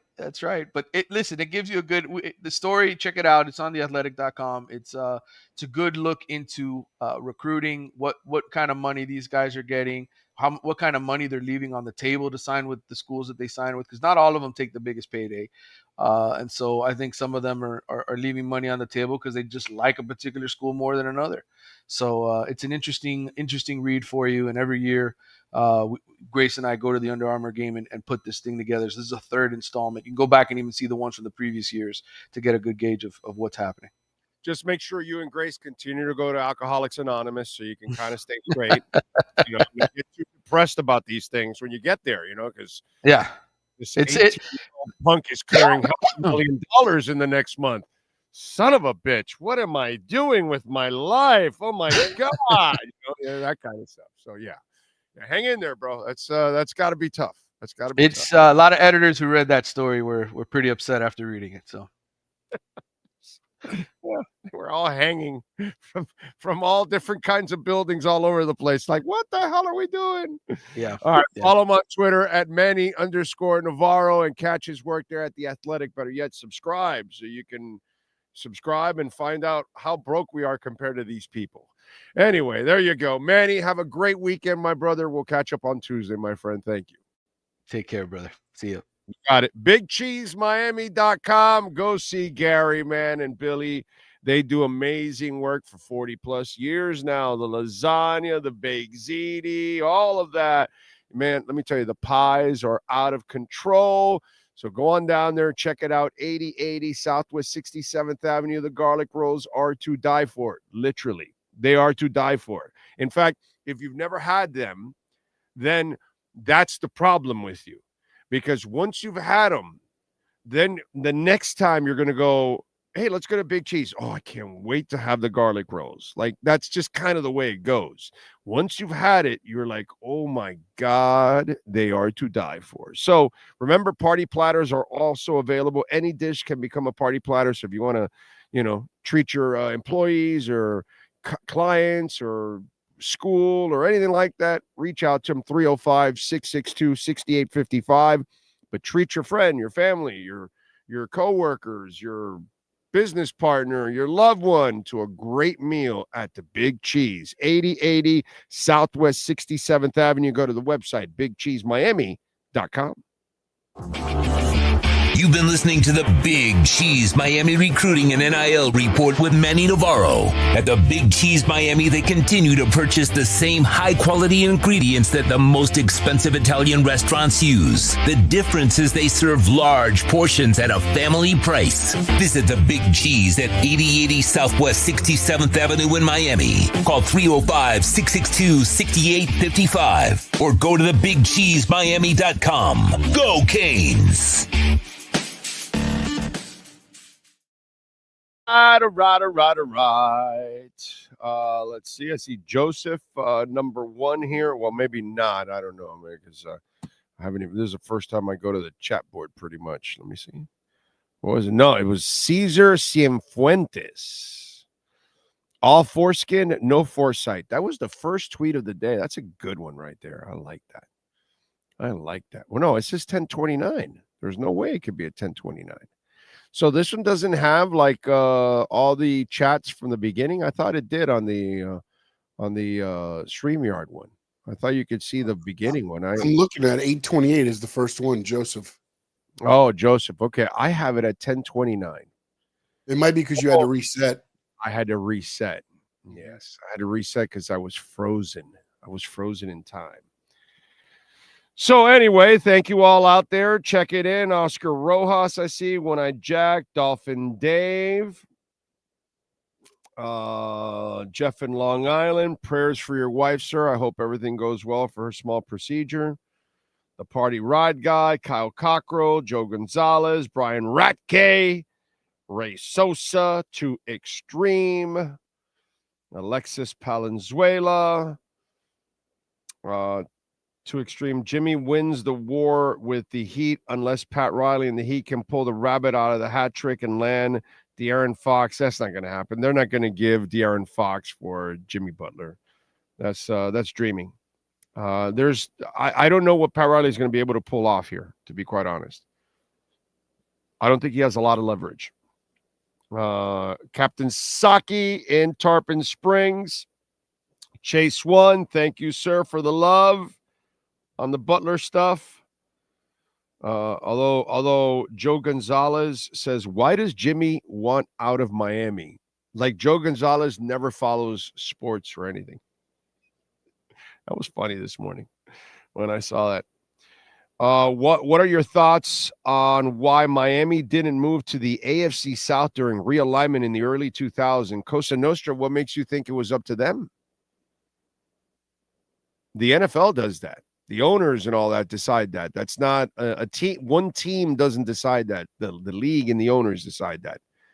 So that's how it goes. Steven says, I understand Jimmy's a con artist and all of the above, but don't you think Pat deserves some of the blame for not giving Jimmy another star? At the end of the day, everyone is at fault here. I think I said that. And by the way, Pat is at fault because he signed Kyle Lowry, and Jimmy's at fault because he's the idiot that wanted Kyle Lowry. So Pat Riley screwed up. But if you listen to the show, Steven, I've been pointing out a lot of mistakes on Pat Riley's part the last 10 years. Not that you've been listening for 10 years, but if you've been listening the last couple of years, You know, I'm the one that said Pat Riley screwed up by signing, what's it called, Butler in the first place. I would have never signed him to that contract. So I love Pat Riley. I don't want him to go anywhere. I'm not saying to fire him or anything, but I will say he's been off.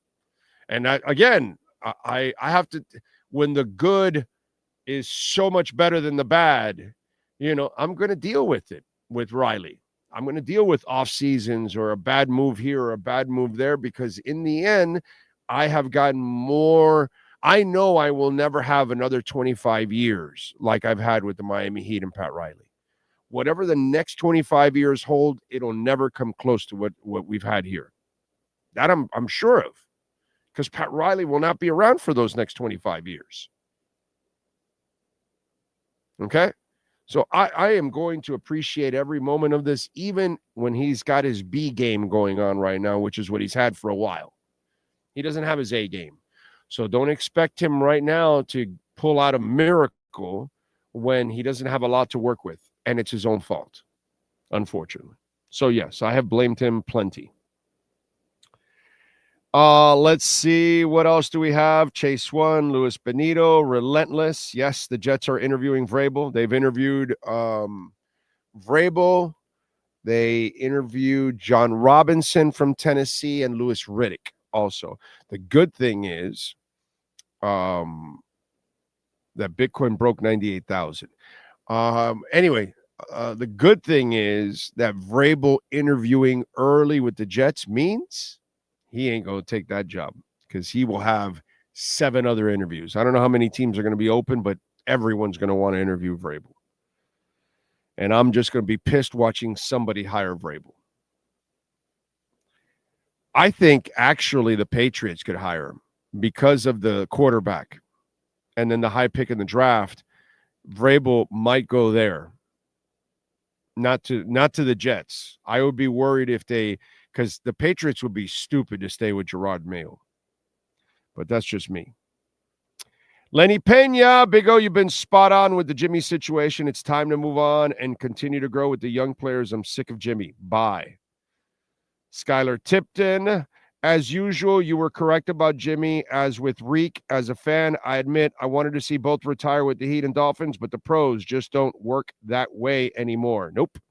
You got to be able to know when to get off the gravy train. So, and by the way, while he's not old, I am on record. Maybe I'll be wrong finally, but I'll be on record. You better trade Tyler Hero by the trading deadline. If he is kicking ass and he's healthy, make that move, baby. Papa says, bye, Jimmy.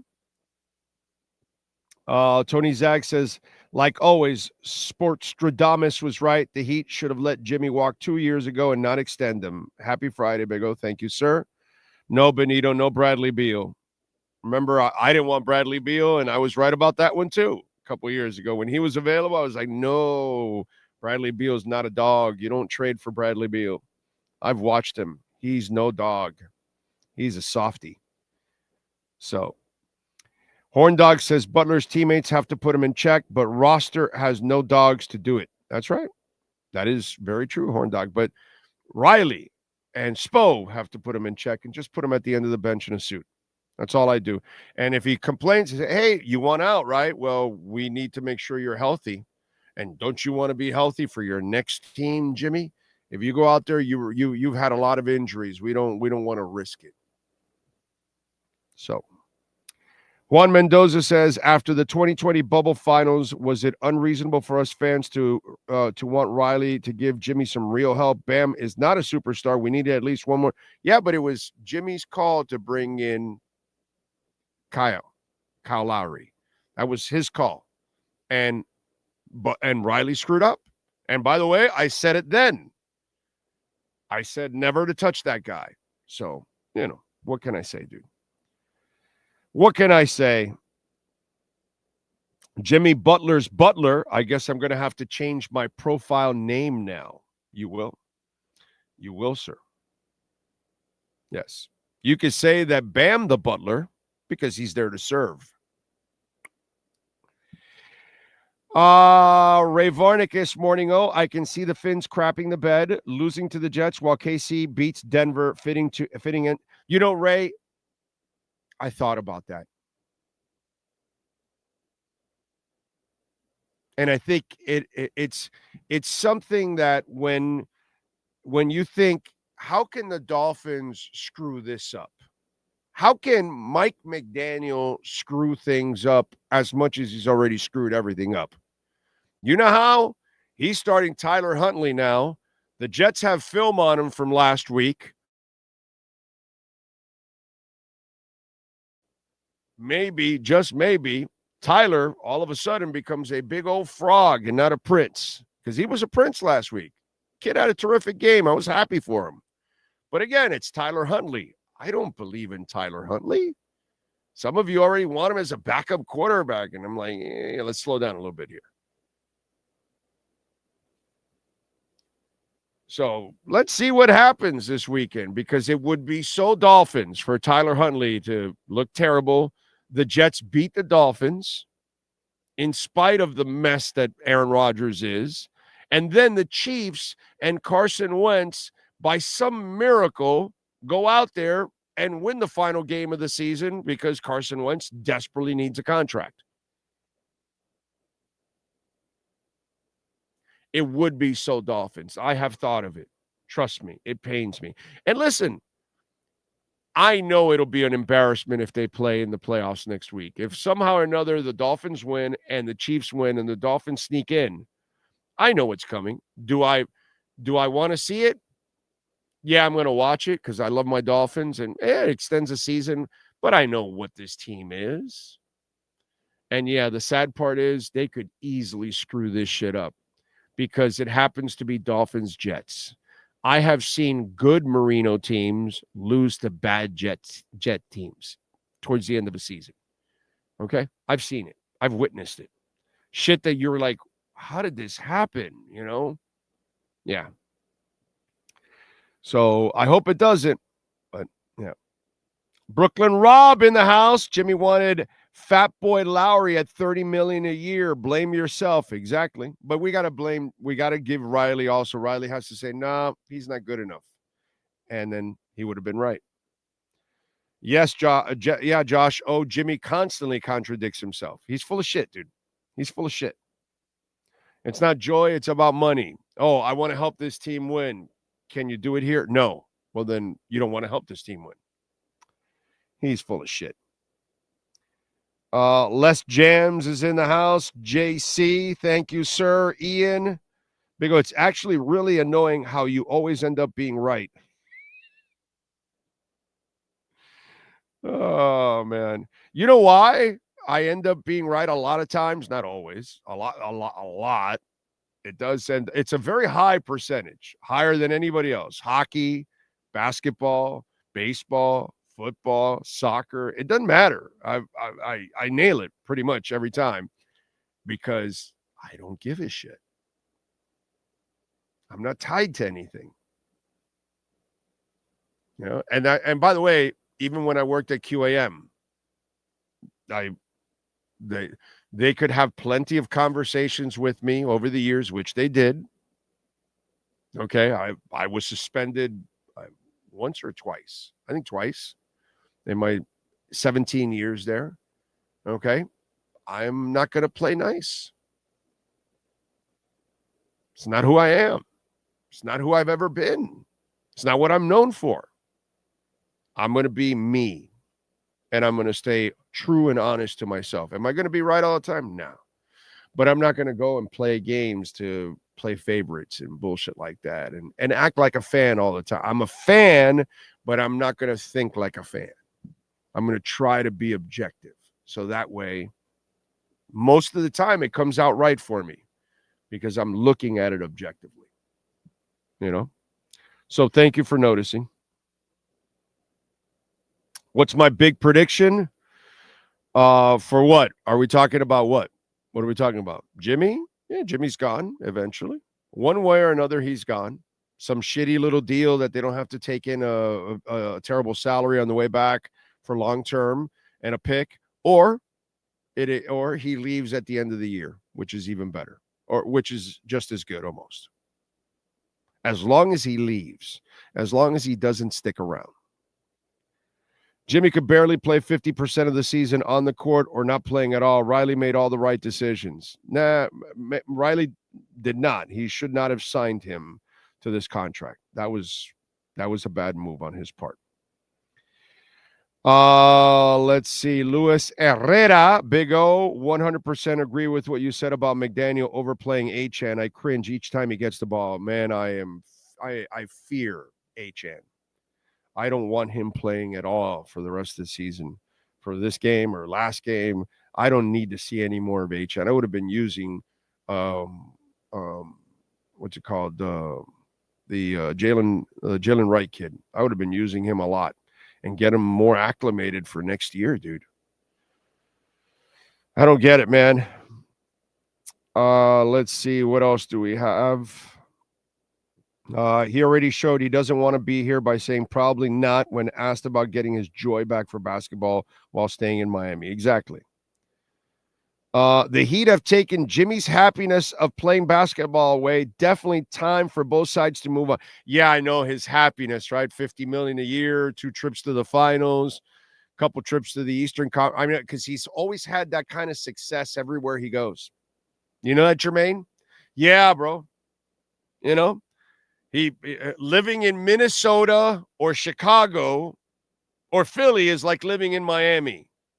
Going to 2 finals, which you never did in Chicago, Minnesota, and Miami combined. Yeah, no joy. Yeah, no, you got your stupid coffee shop here. You get to go to tennis tournaments and F1, and you're riding horses. And no joy in South Florida. No. Que clase come mierda tú eres. Yeah. Some of you out there, bro. Some of you out there are just absolutely toast. Toast. You're fans. Jermaine is one of those fans. You know, some of you get mad at me because I pick on you guys. Some of you guys out there, because I pick and I gnaw at your little fan habits. And Jermaine is the perfect, pathetic fan. And that's part of our Heat fan base, the most unrealistic fan base I have ever seen in my life. Okay? The Dolphins were delusional. But here, Heat, oh my God. Se tiran el peo más alto que el culo. Okay? You guys think you're better than what you really are.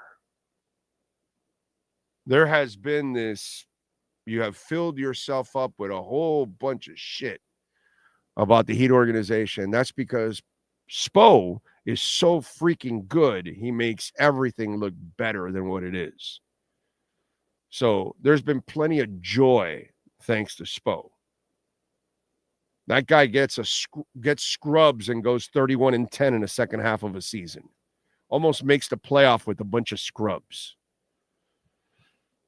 There's no joy for Butler. There's no pay, dude. Suckers like Jermaine, that's the problem here. Y'all don't live in reality.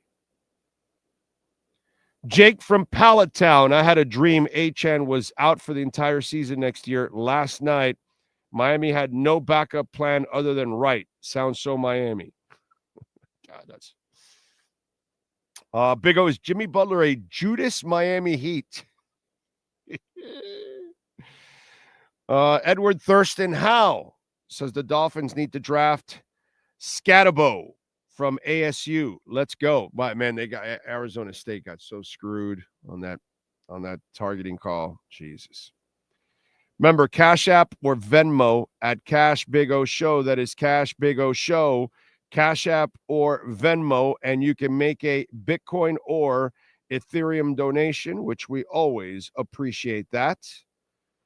And Bitcoin right now, I believe it can fly. I believe it is a flying. That's what I believe.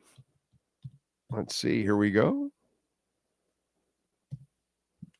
98,000, baby. Yeah. Let's go. Let's go. Let's get to our 3A Graphics sports calendar, ladies and gentlemen. Last night, the Miami Heat lost to the Pacers 128-115. Game was never in doubt for the Pacers, pretty much. Bam with 20 points, 8 rebounds. Tyler had 17. Khalil Ware, man, 25 points, 3 rebounds. The only thing is, how do you end up with no rebounds? Like, how is it that you end up with 25 points? You're hitting threes. You end up with 3 blocks. I love that, but you got no rebounds? It's kind of weird. But anyway, great game for the young man, even as odd as it was. Terry Rozier, 16 points. So you had a Rozier that showed up. Saturday, they take on Utah at 8 o'clock. On the ice, it wasn't good. The Panthers lost to the Hurricanes 3-1. Tonight, they take on the Penguins, Los Pingüinos, 7 o'clock. You can waddle over and watch them. The Jets are interviewing Mike Vrabel today. They've already interviewed Louis Riddick, Thomas Dimitrov, and John Robinson. But have no fear, Dolphin fans. I think Vrabel interviewing this early means the Jets have really no shot. So it doesn't really matter. I think if Vrabel goes anywhere, it might be New England. That's just me. Notre Dame yesterday advanced in the college football playoffs, 23-10 with their win over Georgia. No quarterback. Gunnar Stockton for Georgia wasn't quite as good, so that's an issue. So Georgia is out. Notre Dame advances. So next Thursday at Hard Rock Stadium at 7:30, number 7 Notre Dame taking on number 6 Penn State in the semifinals. And on Friday at AT&T Stadium next week, a week from today, number 8 Ohio State versus number 5 Texas. I have got Ohio State winning it all. Okay? I think that's what's going to end up happening. In the NFL on Sunday, the Dolphins are favored by 1. The over and under is 39. They haven't said it, but I'll tell you, like I told you earlier in the week, 2 ain't playing, dude. 2 ain't playing. So, it's just a whole bunch of crap that they would just want to feed you all week. But I already told you right on the post-game press conference on Sunday, he ain't playing. It's a smart move. That is your 3A Graphics sports calendar. Call Alan Blanco, 786-618-1443. By the way, the one headline that I did leave out, Jimmy Butler has requested a trade. Get the hell out of here. All right, Sean, what you got? Mike McDaniel has pretty much confirmed to out on Sunday in his last press conference here. But he also said this, and this is from Marcel Louis Jacques. Says McDaniel said the Dolphins are still receiving information to determine when it's safe for Tua to resume playing football. Said the hip injury is not a bone issue or a bruise. So it's a ligament issue. I'm guessing, yeah. Okay, so it's a ligament issue. All right. That means also he's not playing in the playoffs, probably. Okay. If they, somehow make it. We'll see. Whatever. Season's been over since they lost to the Colts. So whatever, dude. That'll be another prediction of mine, right? I told you the season was over in the Colts. So if they don't make the playoffs, I guess I was right right after the Colts loss. So there you go. There we go. There's another prediction we can chalk up on the board here, which it's like if it's a weight, it's like this. It's just that scale is completely out of control. Let's see what else. Campos says, craving a steak tonight. Which is your favorite Miami steakhouse? Thinking of Ruth Chris Sizzle Plate, Dolphins Funeral, and Heat in back waste of season. Ruth Chris does a nice job, dude. If you want to go have a good steak, they do a really good job. You could go to Smith & Walensky right on South Point in Miami. They've got tables now. I went walking with the wife the other day down South Point, and they've got tables right on the water, which is really freaking cool because I saw that and I told my wife we got to come to just sit down with right there, right on the boardwalk. You're overlooking the intercoastal and the government cut, so the cruise ships and all that are going by. So it's really cool. But there's a lot of terrific steakhouses. Prime in Boca, Prime Steakhouse in Boca is probably my favorite steakhouse in South Florida.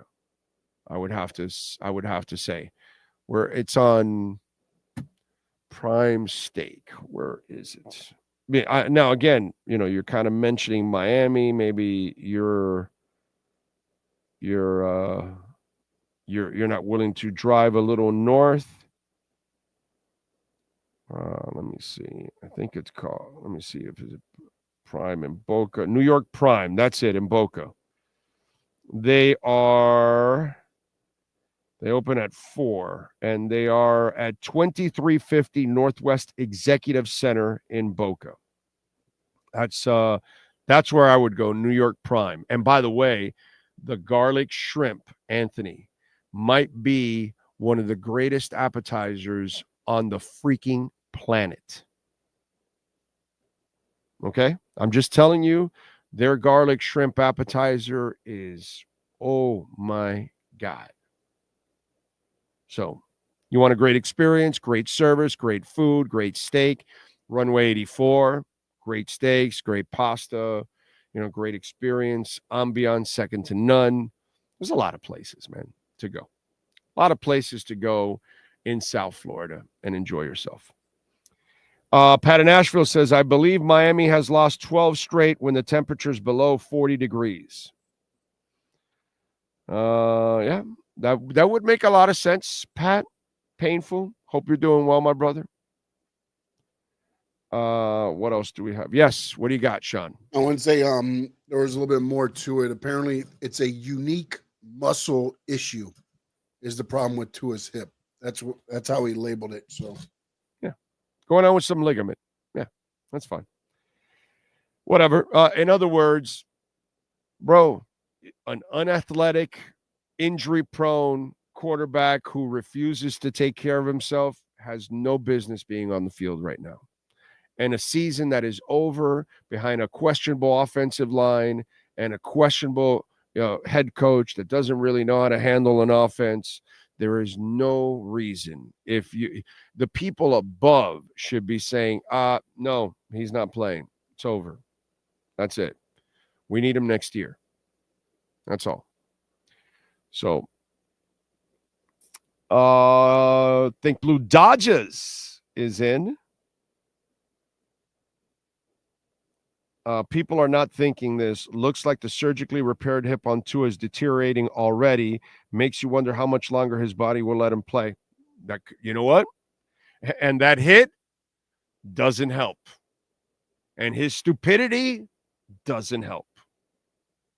So, yeah. You're right. It could be. Who knows? We don't know. We don't know.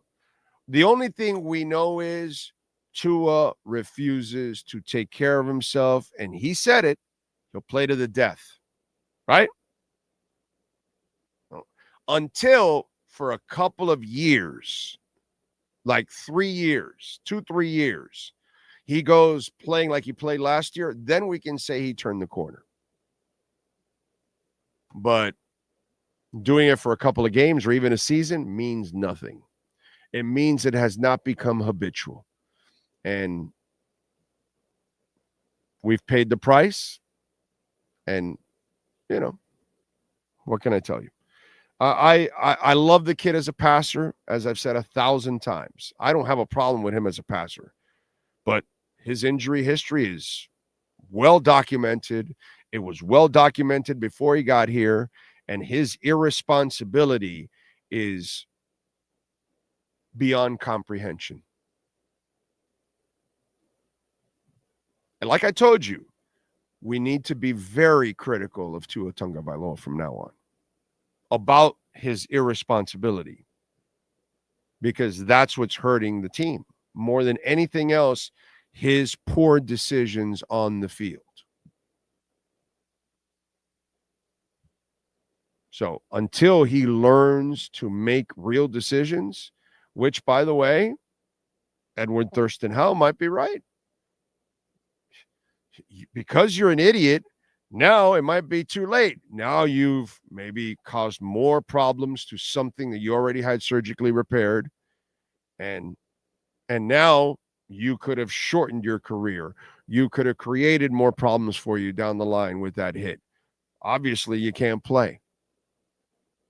Obviously, they're worried about you doing further damage. Obviously, it's a muscle condition there. It's a problem. Bro, you're not an athlete. I don't know how many times. By the way, another prediction that we get right here on the show, just to kind of hammer it away. We said it right a couple of years ago. No, dude. He's got to play this way. And he played exactly like what we said. Now he doesn't want to play that way, and here we are. So that's why everyone must be ultra critical of Tua Tagovailoa. Like I told you, quite frankly, Tua fucked us. And that's what everybody needs to tell him that. When you say, hey, way to go, buddy, way to fuck us. And then he'll look at you like, yeah, stop being an idiot. Stop taking hits. Way to fuck us, dude, because that's what he's doing. I don't get it. I don't understand it. Don't understand it. It's stupidity beyond stupidity, what Tua does. So now you're screwed. Now you've got him for at least 2 more years. You've got no options to really replace him at all. You can't get rid of him. So you're stuck with him. So now it's up to him. Does he want to continue being a moron, or does he want to actually start to play the game the right way? It's up to him. Doesn't matter. Jimmy Butler is stopping traffic at his coffee shop. Good. He better watch out. He might twist an ankle doing that. That coffee shop. Oh, by the way, what you're doing now, Jimmy, ain't good for business. So, I don't know.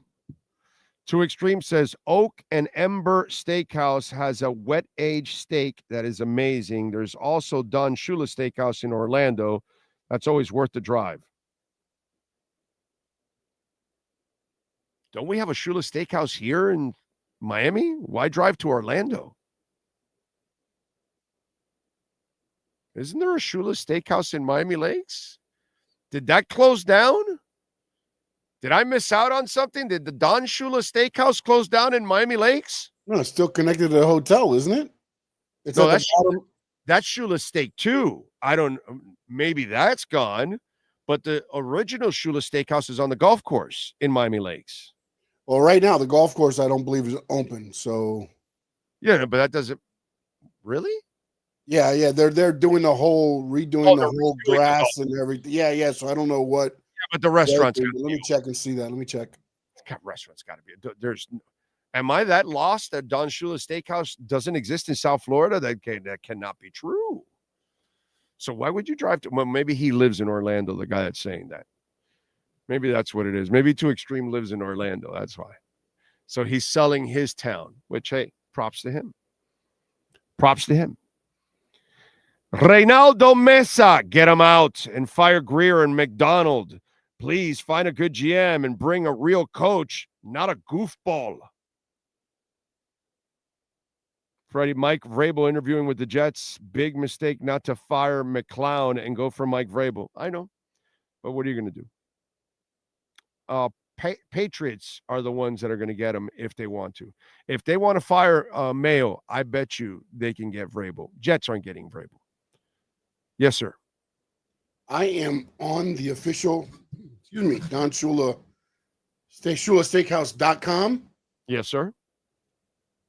Shula Steakhouse, Chicago, Illinois, Gainesville, Florida, Naples, Florida, Orlando, Florida, Richmond, Virginia. Oh, shit. Shula's Bar and Grill, Fort Myers, Florida. Jacksonville, Florida. Miami, Florida. Oh, okay. All right. So there is a Shula's. So there's a Shula's Bar and Grill now, not a Shula's Steakhouse. Wow. So they don't even do the 48-ounce thing and all that kind of crap. Oh, that sucks.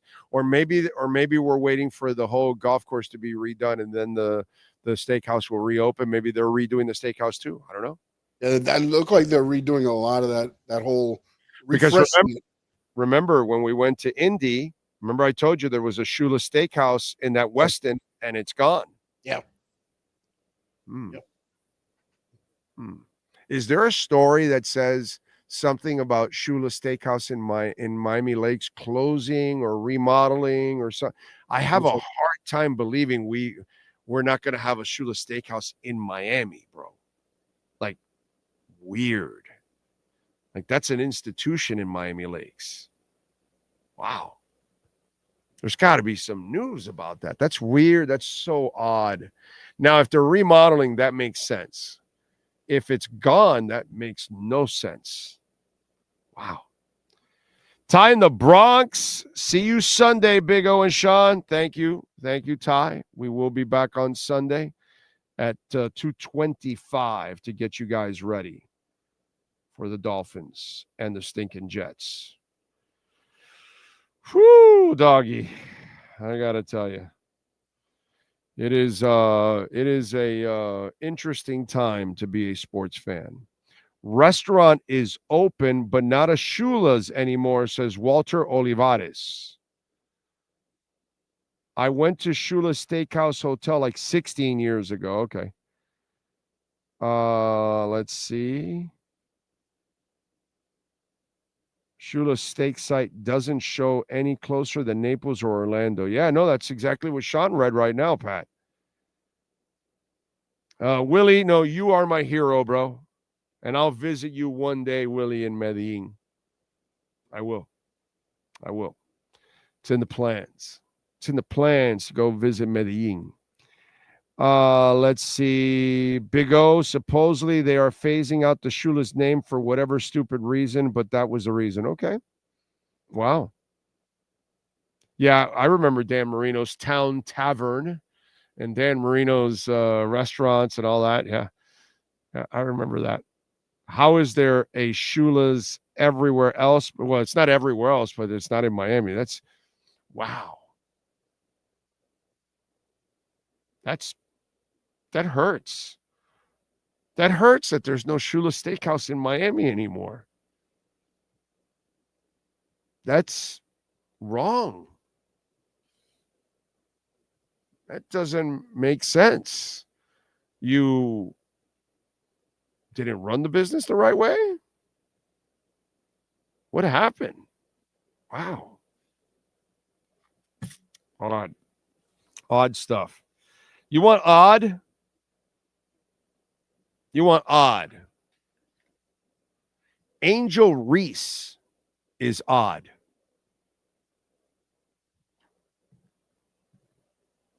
Women sometimes can be odd. Angel Reese has deleted her Instagram page because on New Year's Eve, she made a post. And in that post, she showed herself. So, she was showing a lot of skin. The skirt was really short, showing, right up to the top of the thighs pretty much, which, hey, that's her choice. But she got mad and deleted her Instagram page because men were sexualizing her.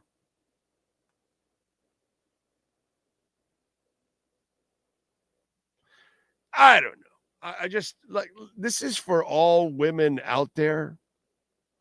You don't want men to sexualize you? Well, don't wear things that will lead to that. if you think it's not going to happen and you think everybody should use proper etiquette and should be polite and all, no, dude, you're going to get people to whistle, or you're going to say hot mama, oye, mamacita. You're going to, wherever you go, it's going to look like a construction site. On Instagram, it's going to sound like a construction site. On Twitter, it's going to sound like a construction site. That's just the way it goes. So if you wear shit like that, any woman out there, you are wearing it because you know it's going to attract attention. And if you have a body to go along with it, which Angel Reese has a body to go along with it, you are going to flaunt your wares even more. So if you're J-Lo and you're Shakira and you're doing a halftime show, men are going to sexualize it all over the world. If you want to do an SI swimsuit issue, men are going to sexualize it. So it's really ignorant. It's really stupid.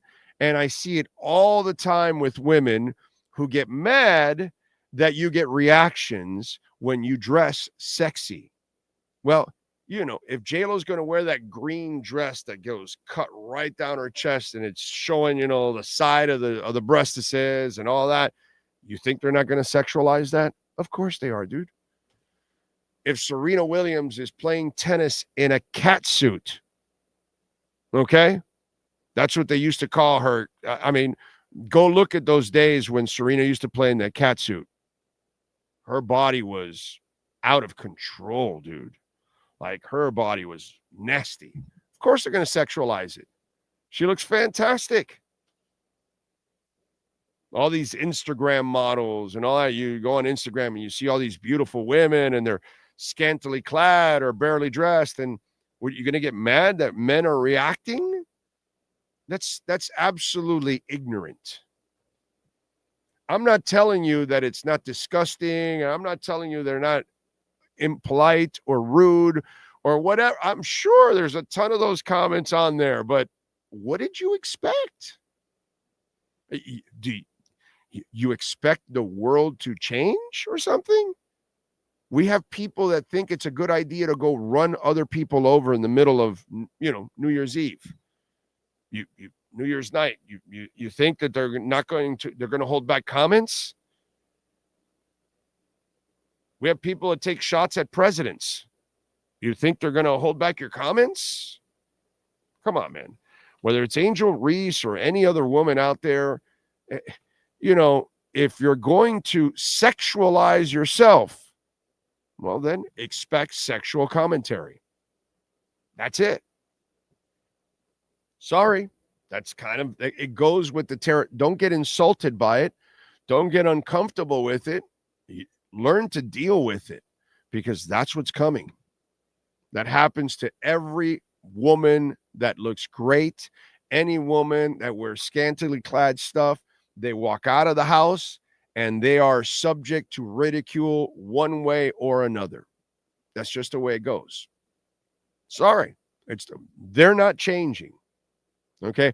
I've never been that guy that's whistling and hey, all that. I've never, to me, that's not a way you're ever going to meet anybody.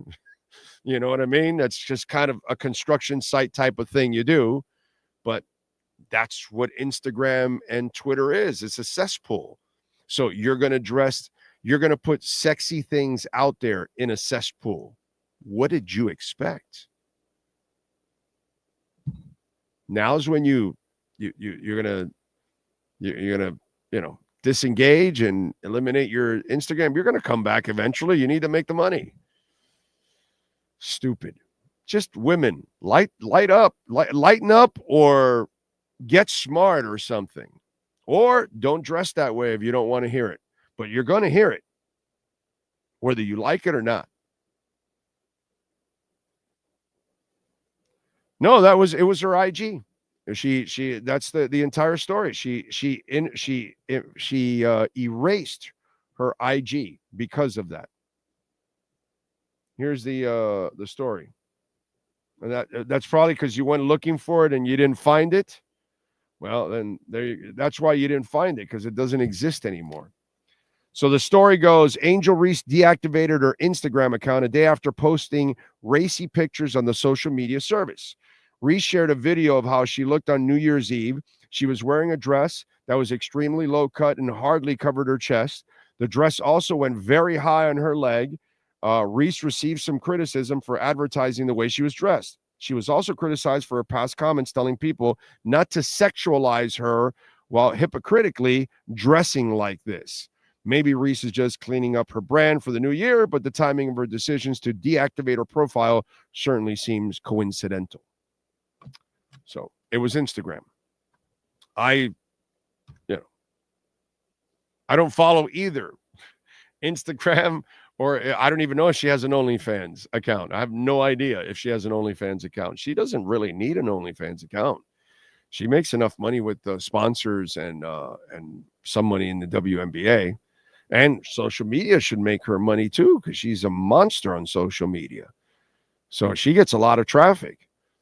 I don't know. But it's just funny. I just laugh at women that want to like feel insulted or out of place because you're dressing super sexy and you don't expect men to react. It's a lot of pigs out there, man. And they're gonna let you have it.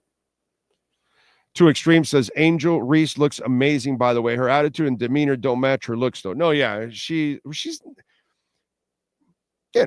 not the brightest bulb in the chandelier, unfortunately. She doesn't get it. You know what I'm saying? That's kind of the way it goes. She's not very smart. So that's kind of why she puts herself in these kind of positions. You know, she's the one that thinks she's carrying the WNBA instead of Caitlin Clark. So, there's there's a part of her that's not very bright. Yeah, what's up? Hey, you might have known this. Did you know Ben Johnson was on the Dolphins staff? Yes. Yeah. Okay. All right. No, because he was asked the questions today because I want to say was it the Philbin staff? I want to say. Well, he was let go by the newly hired Miami Dolphins head coach Brian Flores. Right. Because when Flores took the job, he had a staff in mind, so he let Ben Johnson go, and now they're the offensive coordinator and defensive coordinator for the Lions. Offensive coordinator for the Lions, defensive coordinator for the Vikings are playing each other now. So it was Gase then. Not Philbin. It was Gase. Yeah, it would have been Gase. Yep. It was Gase's staff that he was on. Yeah. I knew he was here. Yeah. I mean, the head coach for Cincinnati was here. Yeah. No. You know what I mean? Just kind of the way it goes. The head coach just funny because the coach for Detroit was here. It's kind of Flores let him go and never could get the offense going. Not saying that it would have been the same, but no. I mean, it's interesting to see that happened. Yeah. Yep, that's kind of it's just who we are as Dolphins. We're always in the wrong place at the wrong time for things. I mean, not that I would bring Flores here or the guy at Cincinnati. What's the head coach's name? Again, no, I'm not really a fan of either one. And the only guy would be the Tin Cup man. But again, he's fantastic, but he does do some crazy shit that kind of burns his team too at the same time. But he has turned into a good coach. It's just when they're here, they're too green at that moment. It's kind of what we do. We hire our coaches. They're too green and they're not ready yet. That's why none of our guys that we've hired have ever turned into anything. It's crazy. Let's see. Angel reminds me of the YouTubers that catch a guy on video looking in their direction for a second, then accuse them of being creepy. Yeah, exactly. You mean almost every gym video with a female on it and YouTube? Exactly. Right. That's it. That is it. Sean chops his goatee. He can, in fact, do the Daniel Day-Lewis Gang of New York look, the mustache. The Butcher. Ha. Saw the movie last week. Yeah, it is a very good movie. Zach Taylor. Yes, that's the guy. That's the guy. That is the dude. I am the dude. Cash App or Venmo, by the way, at Cash Big O Show. That is Cash Big O Show. Cash App or Venmo, and you can make a Bitcoin or Ethereum donation, which we always appreciate it. You can also make a donation on PayPal. That's another way. QR codes are there, and you can send in your questions, comments, insults, all kinds of good stuff. Let's get to some music, news, and notes like we always do on the show. Let's start off with birthdays today. And we start off with musicians born on this date. On January 3rd, Kurt Weill. I saw him in concert. American singer, songwriter, and producer. Solo work, Kurt Weill and the Violators. Also, of course, War on Drugs. He has like this awkward way of, you can tell he's not a guy that's like really confident or comfortable being in front of people, because he'll turn around and put his back to the audience and play music a lot. And it's kind of weird how he kind of disengages with the audience, but a talent in his own right. Decent music. We'll go with Thomas Bangalter, French electronic musician with Daft Punk, born in 1975 on this date. John Paul Jones, bassist, keyboardist with Led Zeppelin, born in 1946. He also worked with the Rolling Stones, the Yardbirds, Donovan, Jeff Beck, Herman's Hermits, Lulu, Tom Jones, and in recent years worked with REM on 92's Automatic for the People album. And I love him with a young band, even though he's not young, but the band is, Them Crooked Vultures. Pretty cool band, too. 1946. Happy birthday to John Paul Jones. Let's see who else. Robert John, American singer, songwriter. Sad eyes, you knew there'd come a day when we would be together. All right, anyway. 1946. Born in this date, Mr. Robert John. Stephen Stills, American singer, member of Buffalo Springfield and Crosby, Stills, Nash and Young. Born on this date in 1945. Born on this date in 1926, Sir George Martin, record producer, arranger, composer, conductor, audio engineer, and musician. Kind of considered the fifth Beatle in a way. That's where his real, stardom comes from. Born in 1926. We lost him in 96. No, I'm sorry. He was knighted in 96. He died in 2016 at the age of 90. That's impressive. Nice job by him. Let's go with birthdays. Other folks celebrating birthdays today. Famous folk. Let's see. Oh, I'm not going to even mention an anti-Semitic son of a bitch. Greta Thunberg, the activist. She is 21 years old. Happy birthday to her. Eli Manning is 43. Brianna Walker, TV actress, is 17. Michael Schumacher, Formula One race car driver, 55 today. I bet he can't drive it. Katie McGrath, actress, she is 41. Who else is celebrating birthdays today?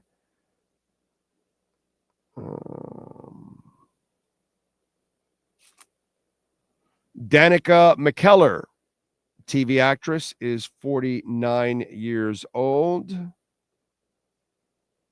Jason Marsden, TV actor, is 49. And that is it for famous people. Sean Stanley, sir, do you have any wrestlers born on this date, my friend? Yes, sir. Itsuki Yamasaki turns 58. Gesundheit. New Jack was born on this date in 1963. Sadly, we lost him in 2021. And the great J.R. Jim Ross turned 72 today. Boomer Sooner. It's the only time I'm going to say that. Those are your birthdays for January 3rd, 2025. All right. All right. All right. Let's move over to music history. What happened today in music history? January 3rd. Start off in 1970. The Beatles recorded I, Me, Mine. It would be the last song the group would record together. In 72, 2 weeks of rehearsals for Pink Floyd's Dark Side of the Moon tour began at the Bermondsey in London, England. Bermondsey in London, England. That's how it's pronounced. In 2003, the Clash's Joe Strummer was cremated.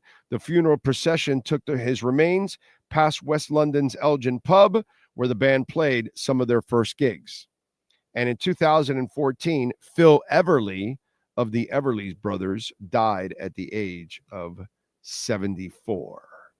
And that's what happened today in music history. All right. There you go.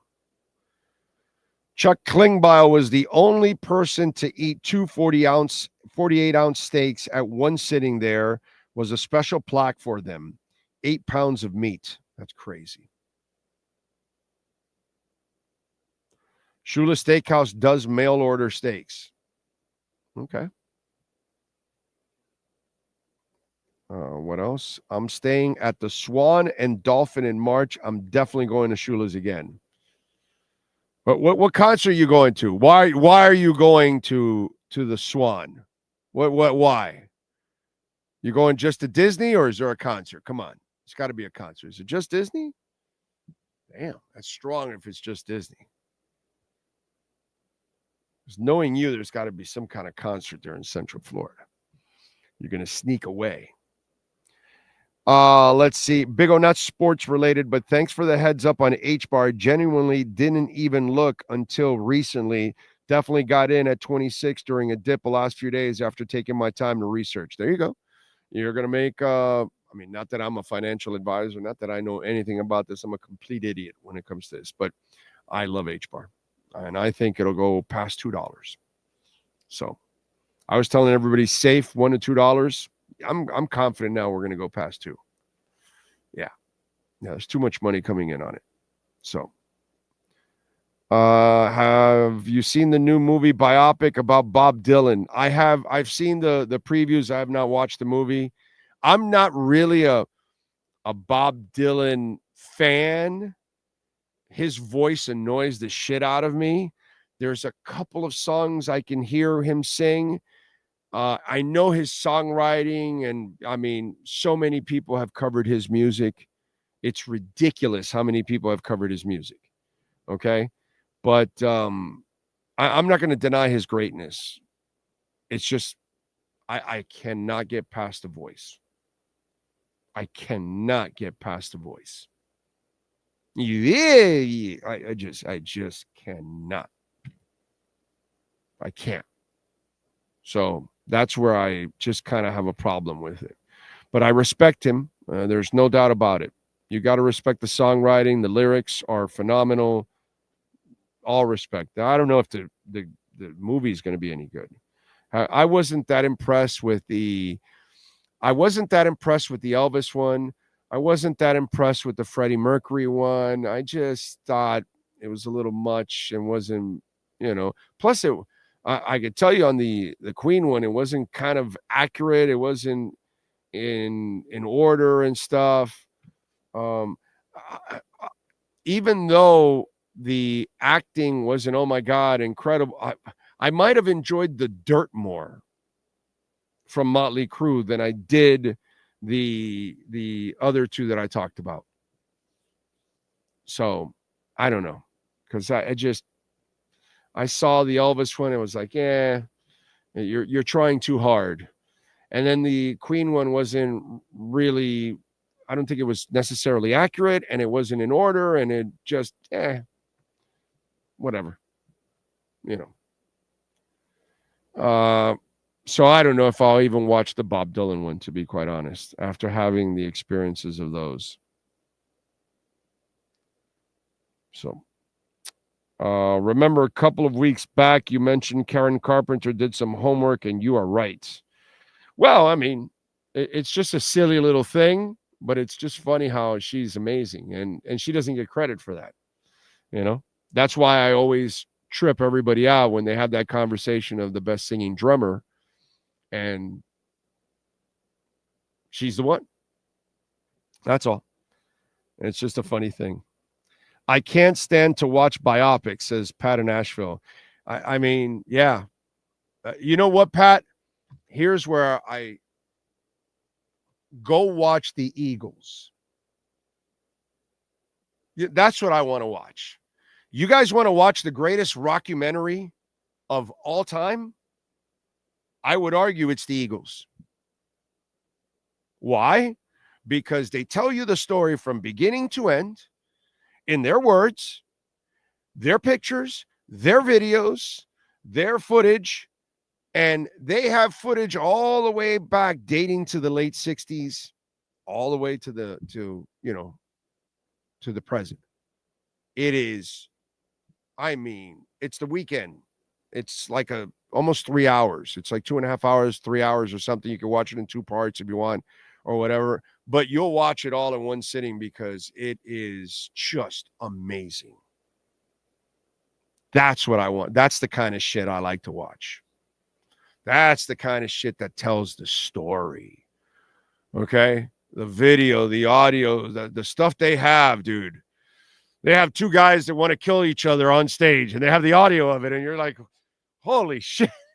Like, you're just like, wow, They got pictures of them back into the 60s where they went to go sharpen their skills in the mountains, and it was an area where people just hung out naked, and they've got the full pictures of it and everything. It's just like, it is as raw as it gets. It is, you want a rockumentary that will rock your socks. And if you like the Eagles or love the Eagles and you haven't seen it, oh my God, you need to see that rockumentary. You'll thank me. Okay? Even if you don't like the Eagles, you'll be intrigued after that. You might even become an Eagles fan after that. It's just a great rockumentary. Oh, my God. The Drew says biopics get annoying. They do. They do, because they're usually not accurate and they don't really inform you the right way. They don't really set the scene the way it should. It sucks. It just, what are you going to do? Jimmy Butler, the best thing that happened to the Heat since Braun left. And divorces end ugly, bro. They don't end pretty. That's just kind of the way it goes. Stop being a fan. Stop being so emotional. That's the problem with you people. You're way too emotional. And that's why you rarely ever make sense when you try to analyze things, because your emotions are tied to it. Was it pretty the way Marino ended, dude? Broken down, a coach that didn't support him, a coach that set him up for failure. Oh, wait a minute. We've seen that before. Anyway, Willie Mays, he ends up in a Mets uniform, broken down. Joe Namath ends up in a Rams uniform, broken down. Tom Brady brings you championships, and yet you can't figure out a way to keep the greatest player in the game's history, whether he is or not, whatever, he's in that conversation. You couldn't keep him there. Divorces end ugly all the time, dude. All the time. It's rare that the guy gets to walk off into the sunset. Alonzo Mourning was playing his heart and soul off for you. He has the kidney stuff, and then all of a sudden he wants to get out because he doesn't know what he has left, and he wants to go to the Nets. Becomes kind of an ugly divorce. For 2 years, Riley and company paid him $55 million. Back then, it was a lot of money. And he hadn't played much. He didn't earn that money. But he had earned before. But then at that point, he was at a crossword. He didn't know if he had a future. He was He forced his way out of here. And Miami accommodated him to the Nets because they had a chance for a title and they wanted to help him out in that sense. And they accommodated him, but it wasn't pretty. It was uncomfortable. The Wade situation, uncomfortable. Divorces end ugly in sports all the time. This is nothing new. What happened with Thompson with the Golden State Warriors? Well, after all those championships, they realized they screwed up with Draymond giving him a contract. They weren't going to screw up and give Thompson a contract. So what they should have done with Draymond, they did with Thompson. They should have done it with both because they were but it's ugly after all those championships, everything they've given you, you got to make a tough decision. Divorces end ugly all the time. It's just kind of the way it is. If you want a storybook ending, I'm sorry, dude. That's rare. It happens, but it's rare. It's rare. You usually are Emmitt Smith and you get pushed out. The all-time leading rusher helped you win 3 Super Bowls. Get the fuck out of here and go to the Cardinals.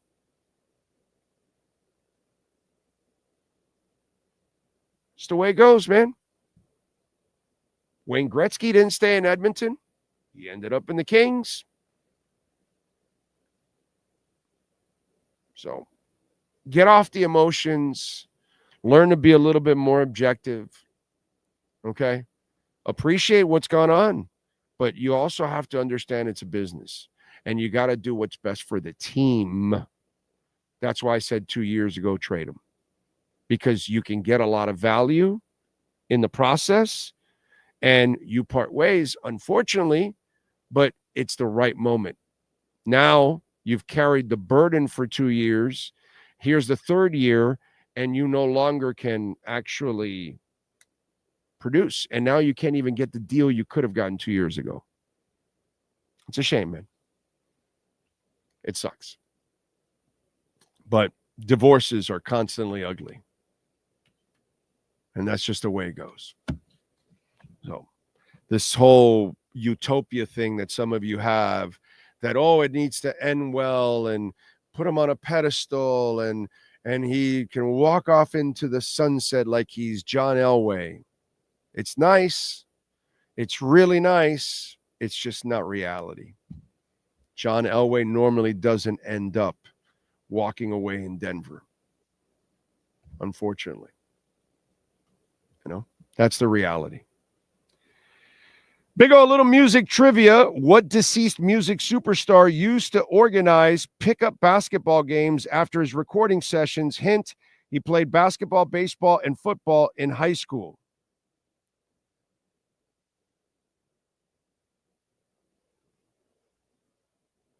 I know Rod Stewart plays a lot of soccer. I know Iron Maiden and company play a lot of football.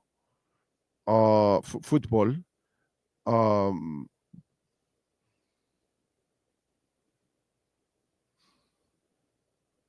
Organizing pickup. God.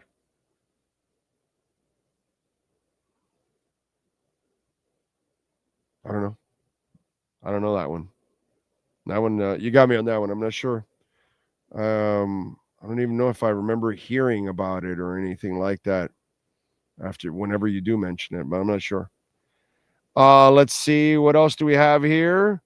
KD, Irving, Lillard, Beal all wanted to be in Miami, but no, we got Hero Bam. And Lillard really didn't want to be in Miami. If he wanted to be in Miami, you're full of shit, Gary Johnson, because he could have, told Portland, hey, screw you. I'm not going anywhere. And my agent's calling Milwaukee right now to tell him, don't bother to trade for me because I'm not interested. I'm going to Miami. He could have made a big stink, and he didn't. Players can force where they want to go. So that's misinformation. I don't want Kyrie Irving here. I don't care what he's done in Dallas. I have no interest. KD never was coming here. Beal, you could have had. But, a really uninformed text on your part, Gary. I hope you're not repeating a lot of that misinformation to other people, because you are misinformed and you have no freaking idea what the hell you're talking about. But hey, you go ahead and keep looking like a horse's ass. Anyway. Big O, since this is the Miami Heat trend of the previous year of Jeremy Lin did what he did in New York. There you go. Yeah, they probably would here. Pat in Asheville, Jimi Hendrix. Oh, was he the guy? Was he? Jimi Hendrix looks like the guy to me that was too high to organize any kind of pickup games for anything. Jimi Hendrix didn't look like the dude that really wanted to play sports. I'm just saying. He looked like it. And Tom Petty, was it Tom Petty? And Prince? Prince is too short. Plus, what's he going to do it on high heels? Tom Petty, he was on heroin all the time. Could he even dribble straight? I don't know. Oscar Rojas, the diminutive Prince, believe it or not. Wow! Prince? How did he play with those high heels? Wow. Okay. Big O, you're missing my point, brother. The front office didn't improve the roster at all. Yeah, but you're missing my point. They couldn't have had KD. Don't say that. They all did not want to be here. That's a lie. KD just did an interview here. Miami had no chance of getting him because they didn't have anything to play poker, and KD knew it. It was just out of respect. So it's misinformation. Lillard didn't want to be here because if he really wanted to, he could have forced the issue. So when you say shit, say it accurately. Or if not, Gary, you're going to get called out. So again, Gary, your statement is full of shit. Okay? You're misinforming people. So if you want to repeat it to somebody else and then they go like this, you just polluted someone else's mind. I'm just trying to tell you. I'm just helping you. If you don't want to be helped like Tua, we can tell Tua, hey, stop taking on contact. But if the dumbass doesn't want to do it, we can't do anything about it. So I can only guide you and give you the information. KD never wanted to be here because he was never going to be here. Everyone with a brain, I know most of the Heat Nation doesn't have one, but most of us that have a brain, we knew that mathematically, realistically, it was never going to happen. So he never wanted to be here. They never could get him. They never had the ability to get him here. Nothing at all.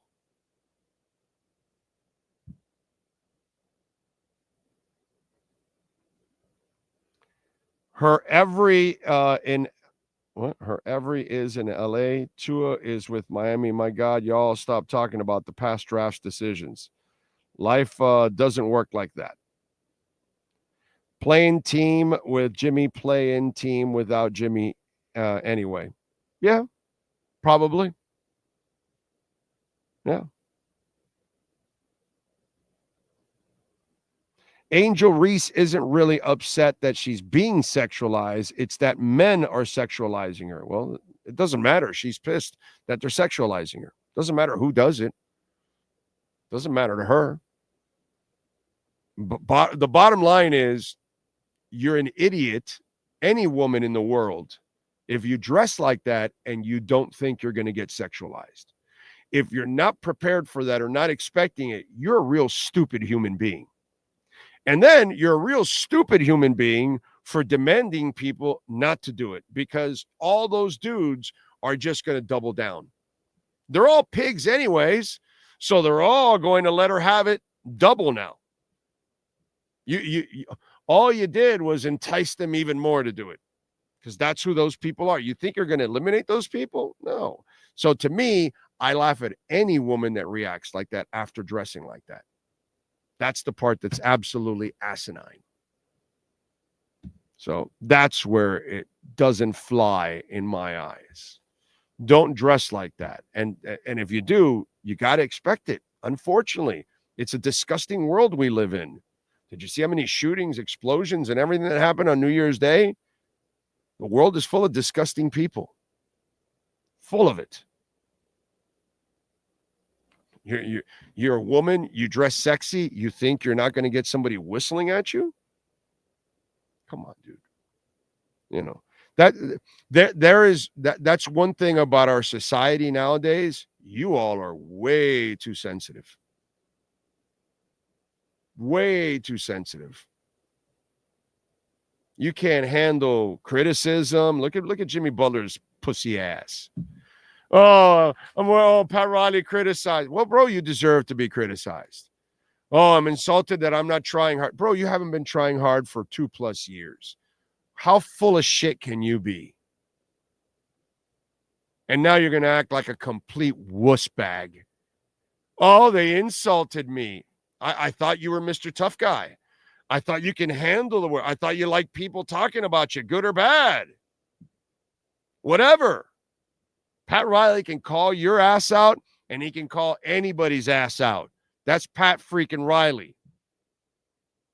And by the way, Pat is being super Jimmy Butler isn't getting the real Pat Riley, by the way. This is Pat Light. He doesn't know shit about Pat Riley. He has no idea the real Pat Riley. He's lucky he's not coached by Pat Riley. He's lucky that 90s Riley isn't back and early 2000s Riley isn't back. He's lucky. What he got from Riley was nothing, dude. And he's flipping out, acting like he's insulted. Bro, you're an insult. You've been stealing money the last couple of years, not even trying. It's a joke the way you handle your lack of professionalism. And that's what's wrong in our society. Everybody's too damn sensitive. There's so many of you in these younger generations, you're just so mentally weak. You kids can't be criticized. You go into a little corner and cry like a little wuss bag. I mean, it's really just pathetic. You go run to your mommy and daddy who are coddling you too at the same time at home. Instead of, lashing out some ass kicking verbally. Reality. That's what's going on. People are way too soft. Even women could handle flirtation. It's been part of life forever. But women used to be able to handle it a lot better. They used to be able to counter, and they used to joke with it, and then you diffuse. Women used to know how to diffuse. You can't diffuse all of them because you got some men that are just absolute disgusting pigs. But there are some guys that are just being nice and being, because you can't even compliment a woman nowadays. Hey, that looks nice on you. All of a sudden, that's sexual harassment now. Mentally weak, dude. Mentally weak. That's what this society is. Constantly approves it at all levels. Women, kids, men, you name it. The way we are now trying to bring each other up in this ultra-sensitive BS society. Weak, bro. Weak sauce. Weak sauce. And Jimmy Butler was a perfect example. Oh, Shams Charania reports that he's insulted that they questioned his effort. Bro, it's the most obvious thing in the world you're not trying. Un descarado. With that, I leave you all. Have a great weekend. We'll see you on Sunday at 2:25 as we get you ready for the final game of the 2025-26 season for the Miami Dolphins. On behalf of Sean Stanley, Ira Winderman, and Manny Navarro, if you missed any of them, you can rewind. If not, later on, he'll post audio, video, and rants and all kinds of stuff. We thank Sean Stanley. We thank all of you for tuning in. If you sent in a donation, Cash App, Venmo, or PayPal, use the QR codes, Cash App or Venmo, Cash Big O Show. That's Cash Big O Show. Support our great sponsors like Welt and Rayom, the finest lawyers in the business. Jeff Welt and Daniel Rayom, 954-966-4646. Consultations completely free, and tell them that Big O sent you. Have a great weekend. Much love. We'll see you Sunday at 2:25.